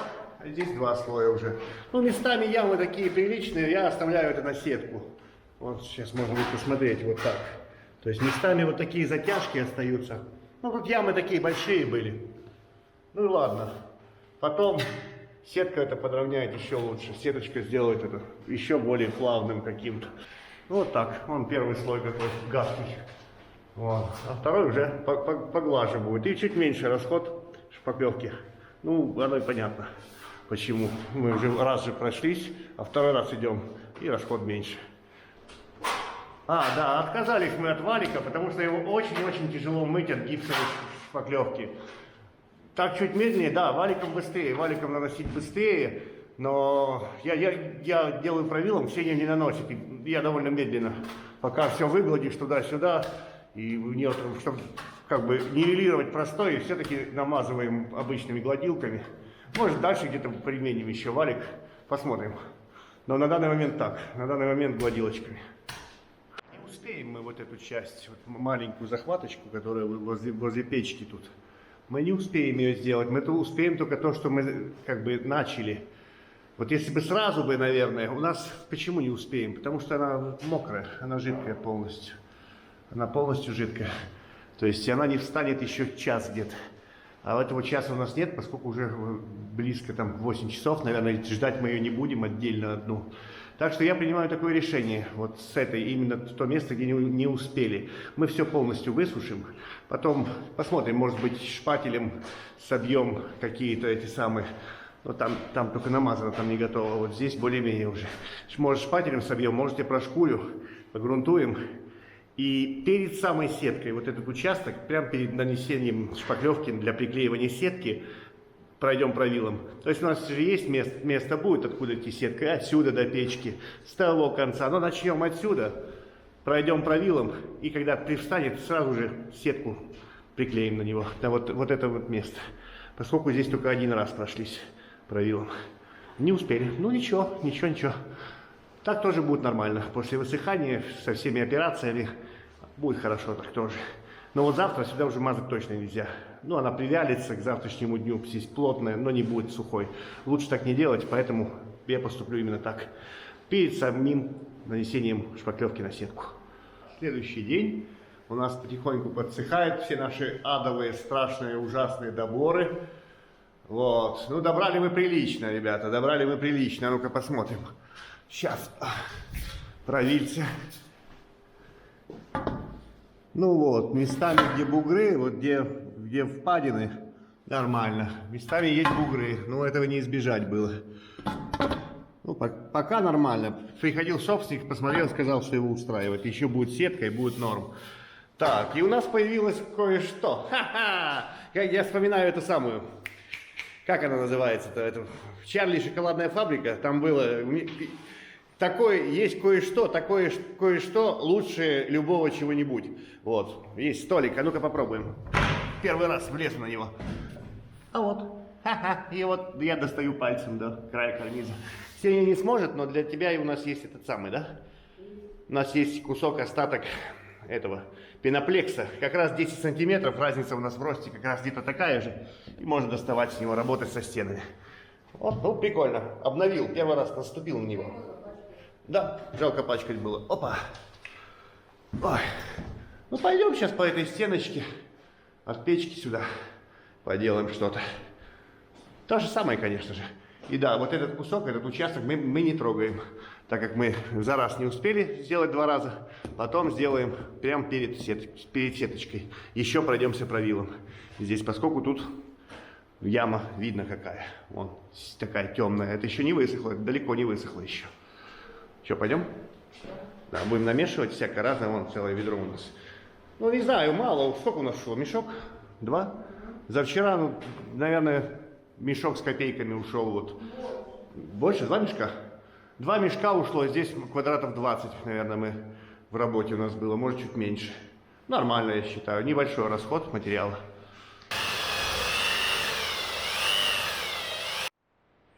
Стоп, промасливаю я, ну, как бы, пока он чистенький, у меня лака нету, хорошо было бы лаком скрыть, но я думаю, что масло тоже нормально, пока мы не работаем на нем. Вот я 2-й раз уже прохожу, впитается хорошенько масло, и легче будет очищать потом. Ну, я так думаю, теоретически это должно сработать, если хорошо его промаслить, то потом будет легко с него счищать, особенно жидкий раствор, когда попадет. А вот, кстати, вот так процесс идет, вот так подравнивается, видно, какие ямы огромные. Но я на них внимания не обращаю, поскольку я пойду потом в обратном направлении. Сейчас туда снимал, потом пойду вот так делать. Вот. Ну так, да. Особенно вон возле печки, тут дичь. Сейчас надо чуть подождать и сбить сопельки вот такие, потому что в яме неудобно делать, пока жидкая шпаклевка. Нормально, вроде как нормально. Да, и стоит помнить главное правило работы с этой шпаклевкой, с Rodband Finish гипсовой шпаклевкой, это не возвращать ведро ни в коем случае. Если даже вот надо куда-то выкинуть и некуда, лучше выкинуть в мусор, чем выкинуть в ведро. Не дай бог там будет полное ведро шпаклевки и скинуть в нее обратно. Это огромный, ну не огромный, а очень мощный катализатор схватывания. То есть она схватится буквально за минуты. И потом придется выбрасывать все. То есть ее возвращать нельзя ни в коем случае. Мазать вперед, дальше, вверх, куда-нибудь. Некуда мазать, лучше выкинуть в ведро лишку. Ну, мусорное я имею в виду. Чем запороть полное ведро шпаклевки и время, собственно, на приготовление, на вычищение ведра и так далее. Так, чего? Сделали мы эту стенку. Сеня подмазывает туда к печке, примыкание само. Вот, и это самое. А что? А нам уже... Ты куда там собралась, говоришь? Поесть. Чтобы вы понимали, поесть это. Куда вы там? Стейки, барбекю, колбаски, короче, такие молодцы. Но никак не отменить это все. Я сам в одиночку делать не буду. Так что оставим мы на завтра. Нам еще одна комната осталась, которая там. А тут, в принципе, нормально. Пускай сохнет. Но оно как бы, ну вот, получается, вчера же мы сделали, не высохло. Ну ладно, можно завтра подсохнет. Ну завтра это уже можно будет шлифовать, или послезавтра точно можно будет уже шлифовать, поскольку оно подсыхает нормально. Но все равно вот мокрые. Тут доборы такие были серьезные местами. Ну подшлифуем, и дальше можно будет заниматься. А так не быстро, получается не очень-то быстро оно происходит, поскольку приходится возюкать этим правилом на одном месте по 5-10 раз, и то все равно там где-то что-то еще остается какое-то. Ну ладно, не быстро и не быстро. Никто и не ожидал, что будет легко, да? Нам не обещали же? Ну, да. Нам не обещали, что будет легко. Поэтому потихоньку, помаленьку, зато вперед. Самое главное вперед. Не назад, вперед. Так, как шашлычки вчера. Кто во вторник ходит на такие мероприятия? Я не понимаю вообще. Это вторник вчера был? Вторник вчера был. А, и люди ходят в пятницу, чтобы потом нормально все. Или нормально? Все нормально? Ну ладно. Короче, у нас ничего не сохнет, естественно. Пушку мы не направляем, это нельзя делать. Тут радиаторы чуть работают, но не очень так они активно. Ну вот со вчера вот так подсохло у нас. А вот то, что мы делали позавчера, все равно вот там, где толстые такие жирные доборы, все равно мокрые пятна. Ну, что, ничего мы не сделаем, так оно и будет медленно, спокойно сохнуть. Ну, доборы тут были такие значительные. Заниматься будем здесь тусоваться и здесь заниматься. Нам для работы у нас вот эта стенка получается одна, и вот сюда вот в сторону печки. Вот так. Надеюсь, что нам удастся за сегодня ее сделать 2 прохода. Первый слой сделали почти. Вот тут кусочек, квадрат не хватило. Пошли пообедали. Сейчас отсюда начнем и пойдем уже по второму кругу. И это самое. Вот эта штучка вот по мокрому вроде как норм. Пока по мокрому. Вот. Но по сухому она визжит страшно. А по мокрому нормально. Ну, вроде нормально. Вот по мокрому, да, что-то она снимает. Ну, вот так, заусенец там какой-то там. А если бы она так по сухому делала и не скрипела, да, было бы хорошо, наверное. Ну, как-то так. В общем, не знаю, я недоволен такой покупкой. Ну, уже есть и есть. Давать, ну, ее назад не сдашь. Ладно, пойдем мы по кругу. Начиная оттуда еще раз. Низ, потом как бы вверх с этой стороны еще раз. Надеюсь, успеем сегодня вот эту комнатку сделать. А что, закончили мы эту комнатку. Там 2 дня что-то с одной боролись, а тут, ну, нормально, в принципе. Тут вот яма была, наверное, сантиметр. Я думаю, что вот, если брать от угла, ну, не знаю, будет видеть камера плоскость, не будет. Ну, стало лучше, конечно, стало лучше. 2 раза провилом прошлись, как бы в 2 направлениях, плюс-минус. Но от углов я брал вот так, по горизонтали. Сначала отвел угол этим самым провилом, потом поднимал вот так, чтобы выровнять его, ну, как бы, чтобы это хоть как-то работало, сам угол. Сейчас мокро, ничего не видно. Так, а что у меня есть тут? Маслице вот так на столике работает. Прекрасно все очищается у нас. Вот темный такой, да? О, прекрасно. Хорошо. У меня вот здесь вот эта тележка моя запачканная, грязная такая. И здесь с нее тяжело отходит прям. И сейчас маслица на нее. А завтра посмотрим на результат. А будет как? Будет как с этими самыми. Когда мы гипсом протягиваем, мы же используем каретки тоже из фанеры. Тоже гипс. Вот если хорошо намаслить, завтра это все просто отлетит, отвалится само. Ну как, надо шпателем будет чуть-чуть. Намажем сегодня и посмотрим завтра, что получится вообще. Обычное масло подсолнечное. А так-то само по себе поверхность, она не жирная абсолютно. То есть это все впиталось, напитало. Такой способ защиты. Так, а вот и следующий день. А ну-ка попробуем, не одной рукой, наверное. Ну вот. Все хорошо ощущается и намного лучше и легче, чем если не промасливать. Следующий день, что он нам принес? А ничего нам не принес. Все мокрое. Ну тут мы вчера делали, ладно, в этой комнате. Пойдем туда, во вторую комнату. А вот сюда мы пойдем. И чего? У нас тоже тут все мокрое. Вот по этой стенке, где печка у нас вообще мокрая. Ну и по этой, это уже мы несколько дней, получается, назад делали. Тоже угол он мокрый, видно, тоже мокрые пятна. Так, там шумят, ну ладно. Чего? Нам приходится искать себе работу, как бы, что-то делать. Поэтому будем делать потолки. Шуметь там перестали, что говорю, что ищем себе, приходится искать себе работу, потому что мокрые. А работы у нас полно, нашей основной работы по потолкам. Поэтому сейчас мы будем только верха карниза, без падуги, без низа карниза, мы их пошкурим. И по сам потолок. И, наверное, может, и розетку зацепим еще. Вот это вот примыкание. Давайте посмотрим, что получается вообще. Сейчас выключим свет. Так, выключил я свет. Сейчас полезем, посмотрим, как оно вообще. 120-я наждачка. 120 вполне для такой работы хорошо. приготовленная. Тут у нас много, моток, бобина огромная, 120-ки. Пойдем. А я думаю, камера увидит различия. Вот здесь пошкурено, вот здесь пошкурено, вот здесь не пошкурено, вот не пошкурено. А у тебя где пошкурено? А я вижу, вот здесь пошкурено, вот здесь сделано, вот здесь сделано. Ну и на сравнении вот здесь не сделано. Вот. Аккуратно, спокойно, потому что с этой шпаклевкой, это Rodman Finish, с нею самое главное не перешкурить. Она не какого-то препятствия в ошкуривании она не создает. Я вот прижал так и аккуратно, спокойно, то есть препятствия в самом ошкуривании она не делает. А вот как сделать так, чтобы не перешкурить, вот это проблема. Надо аккуратно, аккуратно и больше, чуть-чуть инструментом, чуть с помощью брусков, но больше все-таки помогая себе руками. Даже не так, перефразирую, работая чисто руками, вот можно добиваться вот таких вот результатов. И это можно счесть будет готовым под покраску. И вот такие места, вот здесь мы же сначала шпаклевали шаблоном, этим самым, сначала шпаклевали потолок, потом отсюда шаблоном, и вот здесь ямки такие получились у нас. Надеюсь, камера их видит. И потом мы будем еще раз проходить финишем потолок и падугу. И следующим проходом мы уже закроем вот эти вот маленькие там, это четверть миллиметра что-то, но сейчас его сошкуривать, там дальше сетка может пойти, ну вот чуть-чуть идет где-то. Но вот есть места, где лучше уже оставить на финишный слой. Ну вот так делаем потихонечку, потихонечку двигаемся. Наша цель пройти весь верх, вот этот блок, и, наверное, падугу оставим, потому что потом мы будем еще шпаклевать стену, что-то делать со стеной, наляпаем, естественно, сюда, и потом одномоментно уже сошкурим падугу и низ.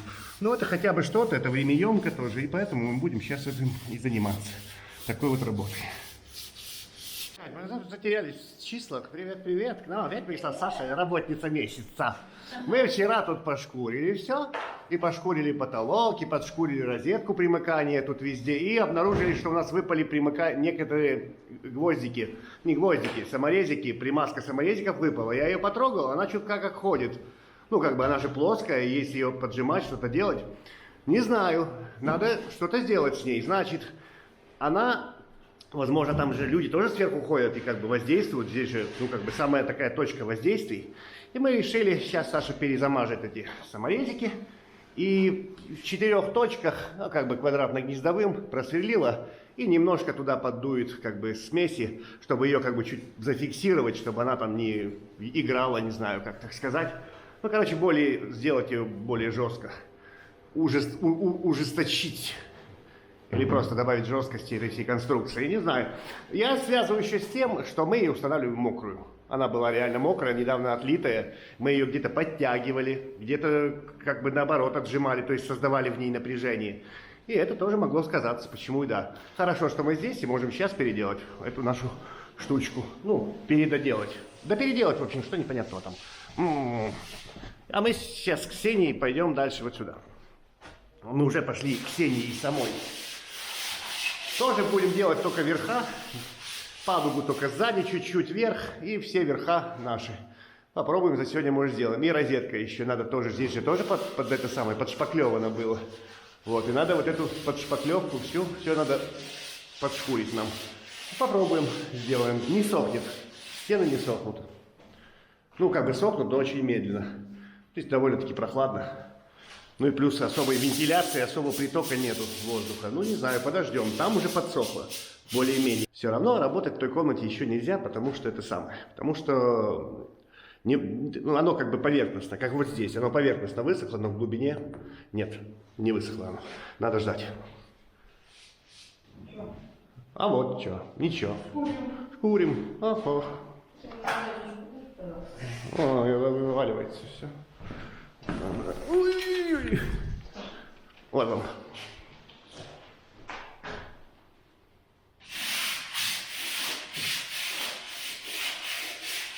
Шестое у нас сегодня сентября, понедельничек. С Сашей мы тут, когда были в пятницу, Саша занималась тут, помогала нам шкурить. Мы почти дошкурили эту комнату.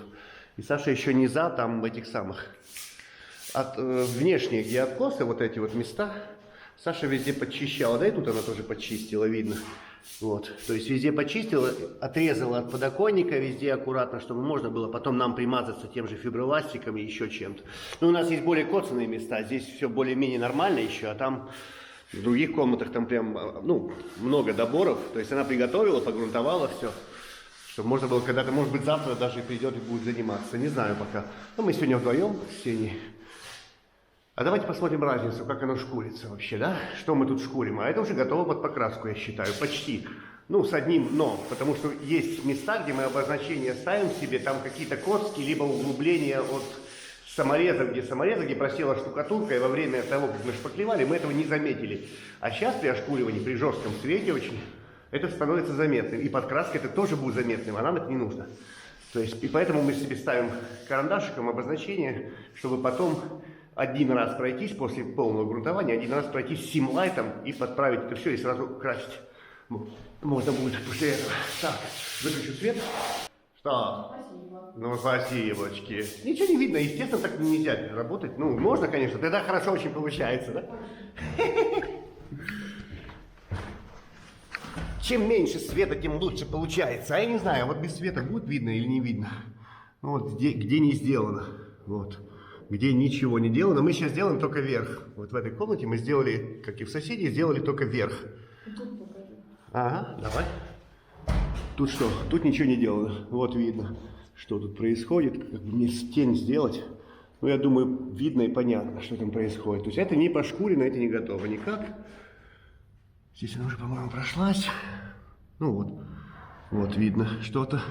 Вот хорошо видно. Вот где с шаблоном начинаешь работать, там больше остается. Вот, видно тоже.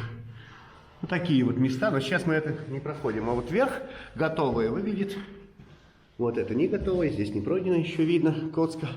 Вторым шаблоном делалось, а вот здесь готово уже. Плюс-минус, я считаю. Ну да, все это готово под покраску. Так оно и останется.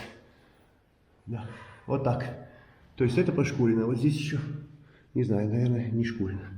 Ну где-то мы оставляем, я же говорю, меточки такие себе. Ну-ка, пойдем туда, в ту сторону. Посмотрим, потому что мы отсюда, ой, отсюда где-то начинали. А, вот такие вот метки оставляем, чтобы видно было, что здесь коцка. Видно здесь вот углубление. Вон здесь меточка. Здесь видно, саморез был. И как бы шпаклевка, там штукатурка, шпаклевка на нем просели и не заметили. Надо переделать это место будет. Да. А вон что-то еще остаток какой-то тут надо подшкурить. Ну, вот так это выглядит, не шкурено. И вот, собственно, вот так это выглядит готовое уже, да?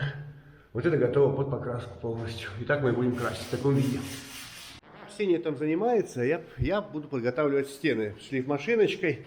Работаю 80-м абразивом. Вот не прошкурено нигде ничего. То есть и видит камера, надеюсь, что-нибудь. Вот такое что-то. То есть это просто выровнено правилом, это подсохло. А вот я здесь прошкурил. То есть я думал сначала, что можно будет просто шпателем сбить сопли, но передумал, потому что все-таки есть глянец некий. А когда машиной проходишь, остаются следы абразива.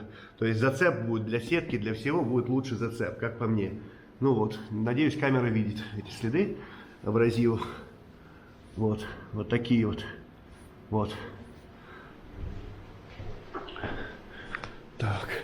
А без этого получается где-то все-таки поверхность бывает глянцевая, в пузырьках, вот такая, не очень-то прикольно. Ну вот, лучше все-таки пройтись, как мне кажется, шлифмашина, и тогда будет хорошо все. Моя задача сегодня, я пройдусь, прошлифую все стены, которые мы делали в двух комнатах, и будем грунтовать, подготавливать на завтра. А без пыли, естественно, запылесошу их все, то, что нам нужно. И будем подготавливать для поклейки сетки, собственно, и для шпаклеваний с помощью грунта, грунтовать. Вот такая работа. Так, что, Ксения заканчивает эту комнатку, подчищает возле розетки, подшкуривает. Ну да, уже классно. В свете последних событий, да, я вот еще говорю, что нам бы хоть дожить бы до этой самой, чтобы мы его покрасили, эту красоту, чтобы увидеть, как оно получилось. Доживем, говоришь? А я не уверен, что мы доживем. Абсолютно я не уверен. Ну ладно, что. Вот Ксения здесь заканчивает, получается, верх этой комнаты готов, кроме падуг и низов. Я же говорил, да, что мы будем еще шпаклевать, чтобы не наляпать. Потом эта падуга проще, а низа займут какое-то время, но уже хорошо. Уже хорошо. Большая часть, скажем, сделана, поскольку это самый сложный карниз в этой квартире. А я что делаю? Хотел обратить внимание. Я примыкание к печке здесь, вот в этой комнатке делаю, вот где возле кухни, да, делаю эти самые, отошел уже углы, прошел, про это самое, наждачкой сделал. И что хотел сказать, что на 2 потолка, мы же 2 потолка пошкурили, ни одной трещины не обнаружили, ни одной пока. Вот, а здесь я вот нашел одну трещинку. Не все же мы расшивали, да, вот на всех стенах я нашел только одну маленькую трещину. Ну, площадь стен намного больше, чем потолков. Но если так мало трещин, значит все хорошо идет, я думаю. А вот забыл, надо было по-мокрому срезать. Вот от дерева я стараюсь отделять вот это вот. Вот здесь тоже, где штукатурка, шпаклевка, стараюсь отделять, а вот забыл. И вот приходится проходить сейчас срезать. Потому что деревяха там же все останется, но я не хочу, чтобы они соприкасались. Потому что может какой-то подвижкой, может выломать просто кусок отсюда. Ну, проще прочистить. Вот. Не снял по мокрому, и вот теперь по сухому сложнее это делать. Ну, уже может, надо сделать это, я сделаю это. Прочищу все хорошо. Время экспериментов. В эту стену мы еще не это самое. Стоп, я тут делал. Что это такое? Я что-то просадил машину. Пропустил. Короче, дело в чем? Сейчас надо попробовать поэкспериментировать. Есть как бы у собственника желание, чтобы мы все углы проармировали сеткой. Естественно, что цельной сеткой метровой я не буду это делать, углы кривые, то есть это будет тупо так делать. Поэтому опытный щит. Потом выкрутим саморезики, прогрунтуем вместе и будет нормально. Попробуем сейчас. Теплой водой меня затворила. Ну ты что? Давай делай быстрее.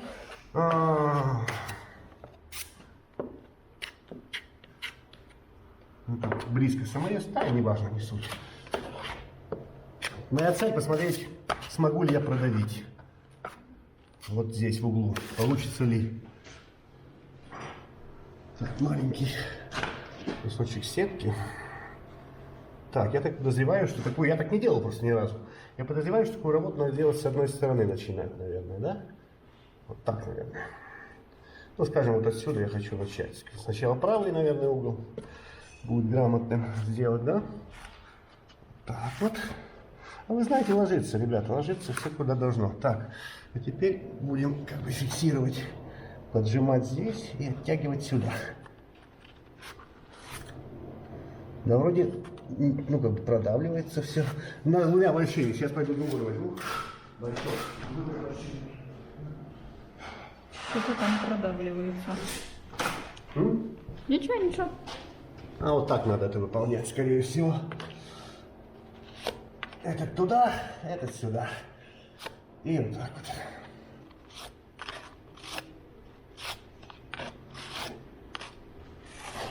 Ну что, ноль, по-моему, острый, да? Ну, да, вроде острый. Получился. Норм. М? Норм. Норм, да, хорошо. Вот так прижму еще с этой стороны. Острый. Ну, вообще, реально острый. Вот. Ну, классно. Значит, так и будет работать. Значит, чего? Значит, чего? Так и будем поступать. Метровые, сетка у нас метр, метровые куски нарежем, там сантиметров по 30-40, да? Чтобы нахлёст не переходил в самый угол, чтобы в углу это не делать, а делать где-то дальше. Может, даже сантиметров 50 куски будем вклеивать, и где-то здесь будет проходить как бы перехлёст. Обязательно 10 сантиметров. Я думаю, так лучше будет, чем если мы будем сводить в углу, еще сюда, в такое неудобное место, еще вставлять полотно сетки. Так будет не круто. Можем чуть подальше отходить, может даже еще шире. Ну, самое главное, что оно все получилось и классно, она продавилась, как надо. То есть она прям угол острый-острый. Ну, хорошо, значит можем убирать стенд. Ага. Все закончилось, да? Ну, Ксения грунтует. Сюда заходим побольше на окно, в сторону окна, на эту стенку, чтобы работать этим самым. А чем ты грунтуешь? А, не слышит меня. Ну, я говорил, что 1 к 1 с водой тифингрунт обычный, этот самый, кнаутовский. Ну вот, приготавливаем, надеюсь, завтра можно будет поработать. Уже здесь все мы с пылесосом запылесосили, пыль убрали везде внизу. Все у нас чистенько, хорошо. И вот сейчас Ксения прогрунтует. Сюда не удастся далеко сетку запустить, ну, думаю, сколько-то. И надо будет, исходя, наверное, из размеров, вот, как бы есть размер, тут получится одно полотно, второе, и так и привязать сетку. Как-то приготавливать, чтобы, например, здесь можно взять там меньше, чем метров, наверное, 60 сантиметров, 70 кусок, и несколько кусков вот так с перехлестом в углах. друг на друга с перехлестиком уложить можно будет. Ну, наверное, так как-то будем поступать, пробовать так делать. Чё, как еще.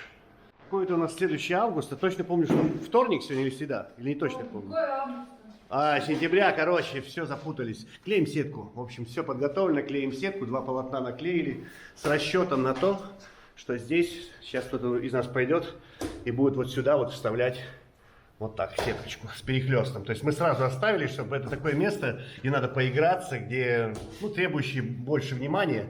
Вот, и поэтому это оставлено.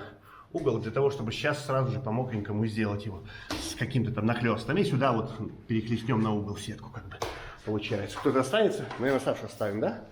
Мы ее специально вызвали. То она недовольно фрычит.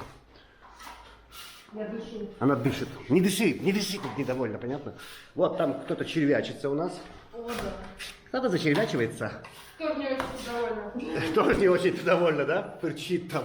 Я сверху пойду, ну как бы, она самая тонкая у нас. И еще такой момент. Мы используем опять 2 ведра. Там ведро чистое. То есть там шпаклевка, откуда мы только берем, а скидываем мы после того, как сетку как бы пригладили, убираем лишнее. После того, как прошлись вот этими вот зубатыми всякими товарищами, да, вот этими вот, скидываем мы в другое ведро. Потому что здесь она загустевать будет быстрее, намного быстрее. Если скинуть чистое ведро, можно получить камень очень быстро, а не шпаклевку. Что? Понятно.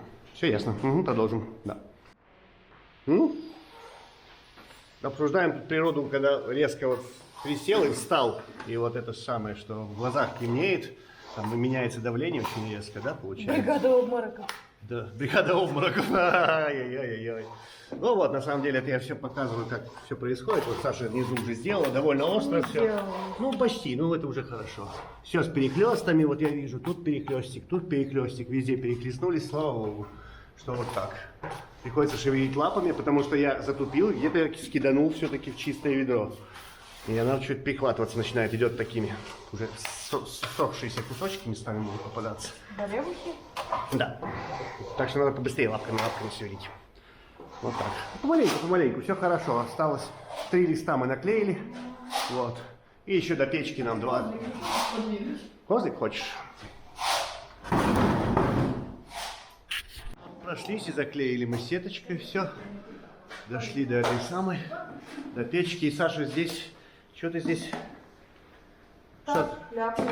Ляпаешься? Играюсь. Прикольно. Прикольно играется. Шпаклевкой шлёп. На самом деле Саша правилом здесь работает. Помните, я же говорил когда-то, что я записал себе правилом, надо пройти 1 раз. И сейчас она пройдет правилом еще раз. Саша здесь сделала правильцем, подняла нам. А мы здесь пошли уже на 2-й слой. Как бы, ну, именно на слой шпаклевать. То есть здесь видно, просто сетка проглядывает, и здесь уже прошпаклевано 1 раз. Вот. Ямки все равно встречаются некоторые. Ну, вот так. Вот как бы. Уже прошпаклевано. И надо будет еще раз пройти по кругу. Именно пригладить все, убрать вот такое вот дичь, вот эту вот такую всякую. Мы закончили тут с Ксенией вот это вот шпаклевание первое. Пойдем мы клеить сюда. Дальше сетку. Мы не успеем сегодня сзади. Наверное, в лучшем случае успеем вот сюда дойти. Там еще останется кусок, но мы нереально не успеем, если вот такими вот оборотами. Попробуем вот так. Попробуем именно так, то есть, чтобы полностью было сделано в ноль. Ну и здесь сойдемся где-то, тут будет, не, ну как, если даже что-то не технологично, то оно нормально перекроется. Тут все, где-то вот здесь, я думаю, в этой области остановиться. Можно было бы наклеить сетку, но сейчас прохладно, завтра мы не сможем. Если мы просто поклеим сетку везде. Лучше попробуем так, в общем. Сейчас полностью сделать вот этот блок, ну и то, что мы начали. Саша уже, кстати, вот у нас перешпаклевывает уже в гладь прям. И у нее не очень-то получается, да? Ну, где-то ямка, где-то бугорок. Все равно мы что-то равняли, но все равно это не идеально, конечно, ровно. Но угол подровняли уже хоть как-то. Уже лучше это, чем было. Наверное, надеюсь, что наши усилия... Я бы даже могла сказать, что это не надо шкурить, но это не гладь. Я уже помню такое, где не надо было шкурить. Поэтому и говорю, что тут и гладь не получится. Не то, чтобы не шкурить. Получится гладенько. Старайся. Мне придется несколько раз, ну, несколько подходов делать. Нормально делай, нормально будет. А нет, не успели мы. Вот как я думал, вот дошли до середины проема, но только наклеили сетку и все. А вот углы сжирают время, надо аккуратно сделать, его прижать туда. Не знаю почему. Хочется как-то, чтобы это двигалось очень быстро, как-то бодро. А оно не двигается быстро и бодро. Оно вот так вот вязкое, непонятно. Там подправить, там то это. Ладно, вот эту часть мы сделали, получается, от печки только поклеили сетку. А здесь... Вот сделали полностью. Здесь один раз перешпаклевали большими шпателями, там вот этими 40-45, по-моему. И еще раз поменьше шпателем пригладили. Собственно, это готово под это самое. Под шлифов, по шлифованию, ну и дальше там, кто там что уже будет делать. Там обои клеить, значит, посмотрят, подойдет и не подойдет, может что-то переделать. Но вот это уже как бы готово фактически. Только потом шлифануть чутка, слегка. По конкретно этой стене наша работа получается выполнена уже. То, что мы делали. У нас 28, по-моему, сентября сегодня. Начинаем мы остаток, тот, что вчера остался, надо доклеивать сеточку. Вот, тут почти высохло, но не высохло. И мы не можем здесь заниматься. Дальше надо ждать, чтобы это все высохло, то, что мы вчера сделали. Та стенка у нас готова. Нам вот эта вот стенка нас интересует. Я думаю, план таков. Мы сейчас подгоним эту стеночку, тоже наклеим сетку, вот, начиная отсюда, где вот оставлена сеточка, чтобы сомкнуть на смычку. Вот, и пойдем в ту комнату, в первую, заниматься. Там Ксения, кстати, прирезает нам сеточки, сейчас подготавливает, чтобы было все по размеру, чтобы просто бери и клей. А мы с Сашей здесь вдвоем. Ой, ты много там липух наделала. Ну ладно. Кого? Липух много наделала. Наляпалась. Корова. Ну, и сейчас мы здесь заклеим углы, да, углы это длительно чуть получается, сюда аккуратно надо вставлять. Но, в принципе, получается нормально. Огника, ну, вот где подсохло чуть. Ну, вот так. Ну, вроде нормально. Вроде нормально. Что там снимать-то? Снимать не мучаемся. Я снимаю, как вы Не мучаетесь. прикольно, в углу не прикольно. Угол мучительный. Ну, как мучительный, он делается не так, как плоскость. Надо аккуратно сначала одну сторону отвести, потом вторую сторону, а потом как бы по большому ровному шпателю вот этот вот так сделать. Там ничего не видно. Видно. Снимать как видно, да. И тут вылазит ниточка, вот вылезла ниточка, и вот это вот мучение вот с этой сеточкой, потому что вот не факт, что за второй раз это перекроется. Вот это вот, сеточки вот эти вот. Как бы одна нитка улетела, и вот, и теперь мучение. Вот это самый гемор с сеткой. Все. И уже следующая комнатка, и мы наклеили сетку, но чуть-чуть не доходя сюда до этой самой. Оставили, чтобы перехлестнуть потом вот сеточку, не доходя до печки, потому что у нас здесь разобрано. И когда-то здесь должны что-то сделать. Тут кирпич будет, блок какой-то, еще что-то. А вот здесь штукатурка, она как бы висит. То есть это штукатурка, слой ее. Печка вот здесь. Вот изразец. Как бы понятно, да, получается, что тут?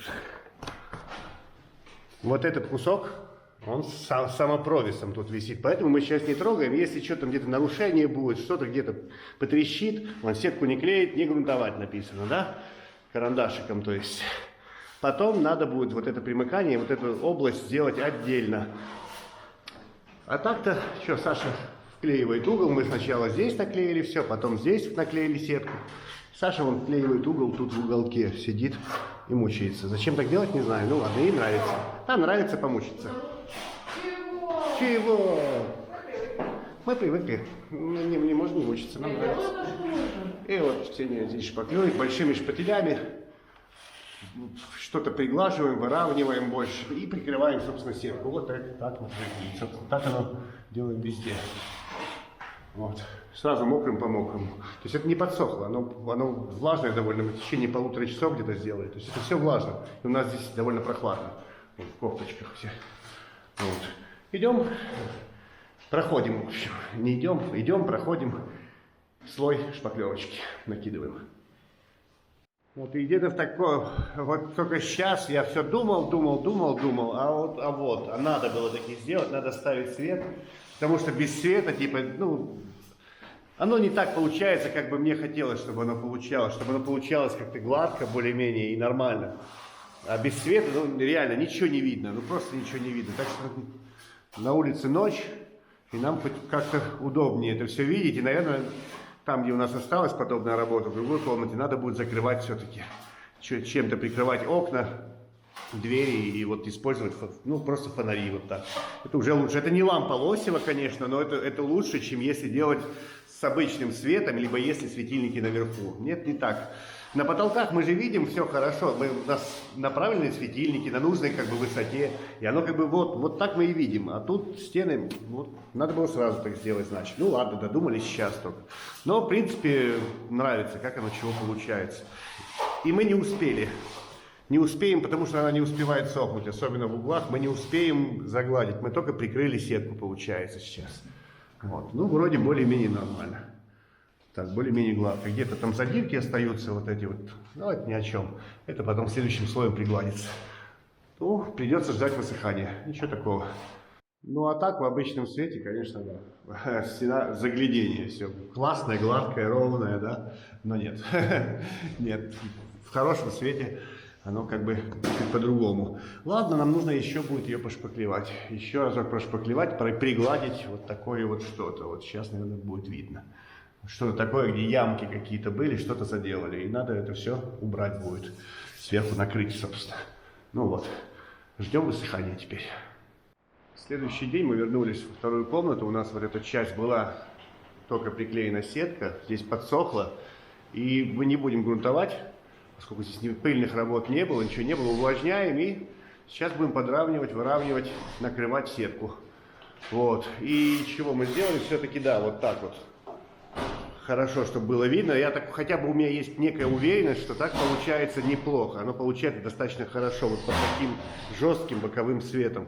И перекрыли окна полностью, чтобы свет оттуда не проникал. Выключили свет здесь. Тут оставили, он в принципе не мешает. И уже, ну лучше тогда получается, как бы видно лучше.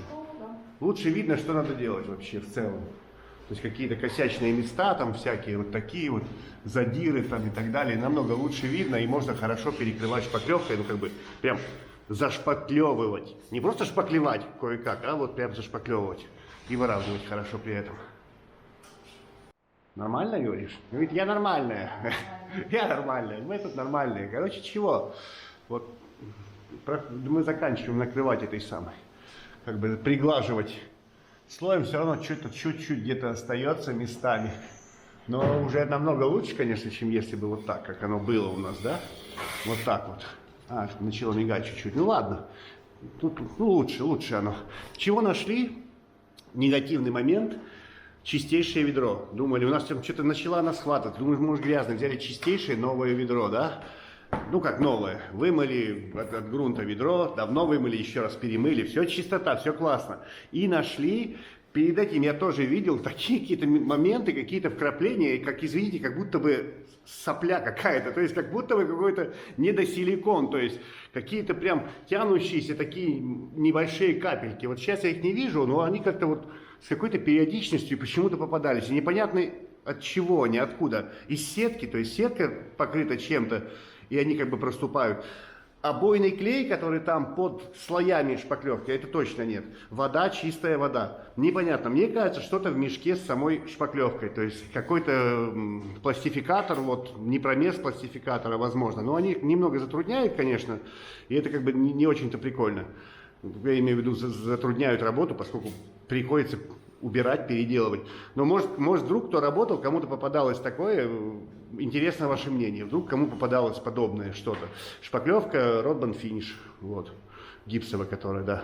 Мы не меняем шпаклевку, делаем все ей уже. Видно чуть-чуть, да, вот такая штука, вот она, видно отблеск, да? Вот такая, вот тянется прям. Ну, реально, как сопля. Но это не сопля, это не может быть сопля, она бы размешалась бы, если бы кто-то плюнул бы, например, в воду, такого быть бы не могло. То есть, какое-то что-то такое, не знаю, слизь какая-то. Вот. Она как бы вот такая. Не знаю, что это такое, не знаю. Раньше нам такого не встречалось. Возможно, какой-то непромес смеси в мешке. Непонятно, почему такое возникает. Может, кто-нибудь знает, скажите, как это, что это, как это работает. Да, я говорю, поснимаю, хорошо видно. Мы ничего не успеем, вечер, да. А идем мы еще раз. Пойдем мы еще один раз. Вот так. Вот здесь получается 2 раза финишем. Опять же, небольшими этими шпателями, 25 и 30. Вот как было до. Ты уже тут зашпаклевал то, что я хотел показать. Нет. Да. Вот ты хотел показать. Ну вот так после первого было. Не знаю, я еще в каком-то месте попробую поснимаю. Что-то тут не нравится. А, вот здесь можно посмотреть, наверное. А вот вроде не мигает. Вот так получилось у нас после, получается, после первого финиша. Вот все равно есть какие-то задирочки. Ксения говорит, может не надо, не надо. Я говорю, надо. По-любому надо еще пройтись. Где-то местами провалилась. Вот здесь сеточка там была. Сетка укрыта здесь, конечно же. Но все равно, вот как бы это не очень-то соответствует пониманию прям финиша, который можно пошлифовать. И это будет прям хорошо. Хорошо это будет. Ну, и хочется верить в это мне. Поэтому еще разок. Еще кружочек навернем.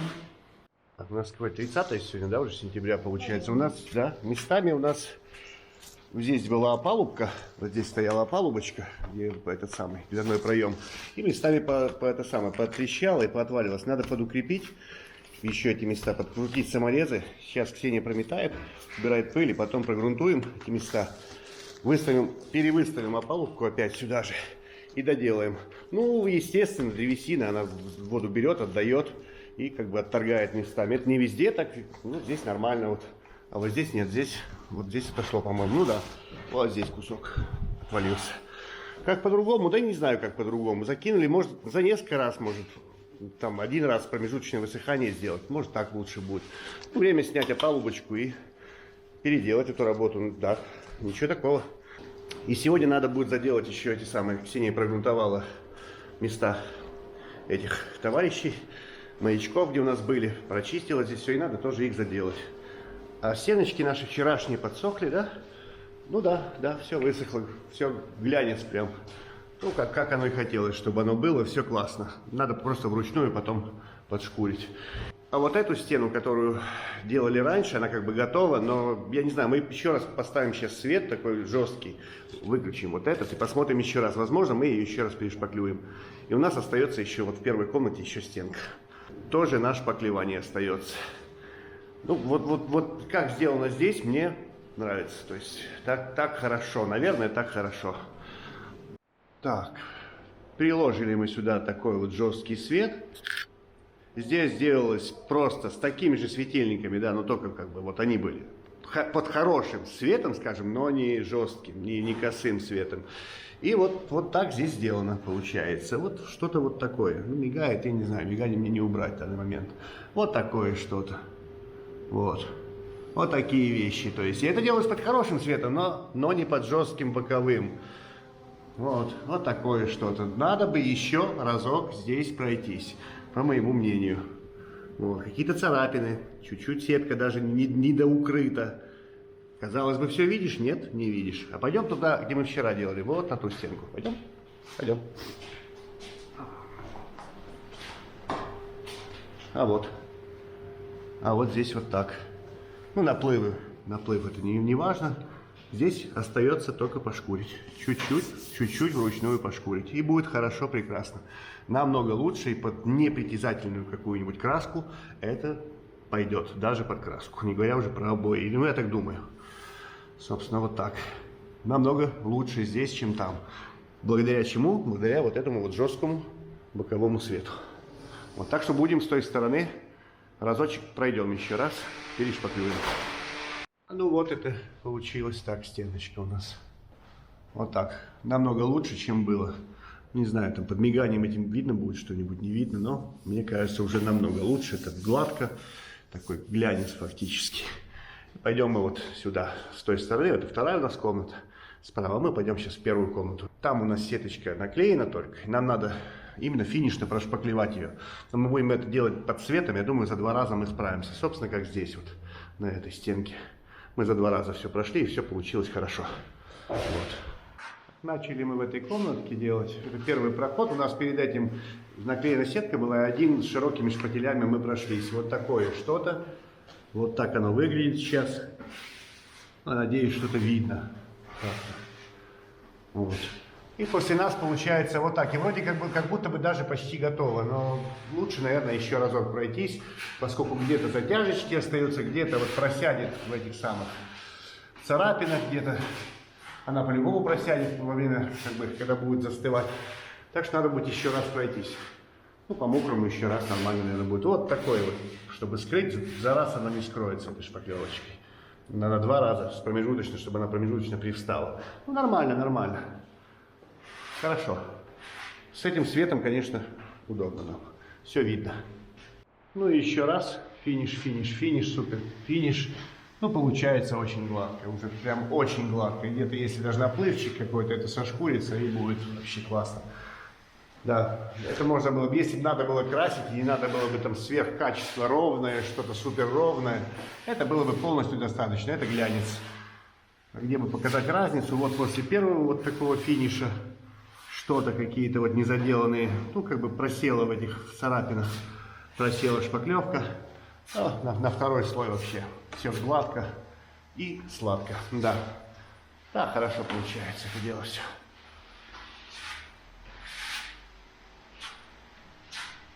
Аппараторы всякие выставил опять опалубочку. Ой, уже влез пальцем. Сюда забил бумажку, закрутил саморезиков нержавеющих, пробил бумажку до внутрь, чтобы толщина не захватывать деревяху саму, чисто набрать вот эту толщину штукатурки. Посмотрим, как будет работать. При необходимости еще раз переделаем. А что делать еще? Да? Да, Конечно. Мы любим переделывать всякое. Обожаем. Все погрунтовано, в принципе, вот. Нормально. Наверное, надо бы и заканчивать этот ролик, поскольку он, наверное, будет очень длинным. Мы, наверное, больше месяца ничего не выкладывали, никаких видео. Я все копил, десятки гигабайт. Как-то так, пока идет работа. Напоминаю тем, кто вдруг не в курсе, что это один большой проект у нас, 170 квадратных метров, и ссылка на этот проект, на плейлист с этим проектом есть в описании к этому ролику. И, собственно, она есть вверху, там, где вот значок информации, да, к этому ролику, подсказка. Ладно, всего вам хорошего, до свидания, пока-пока.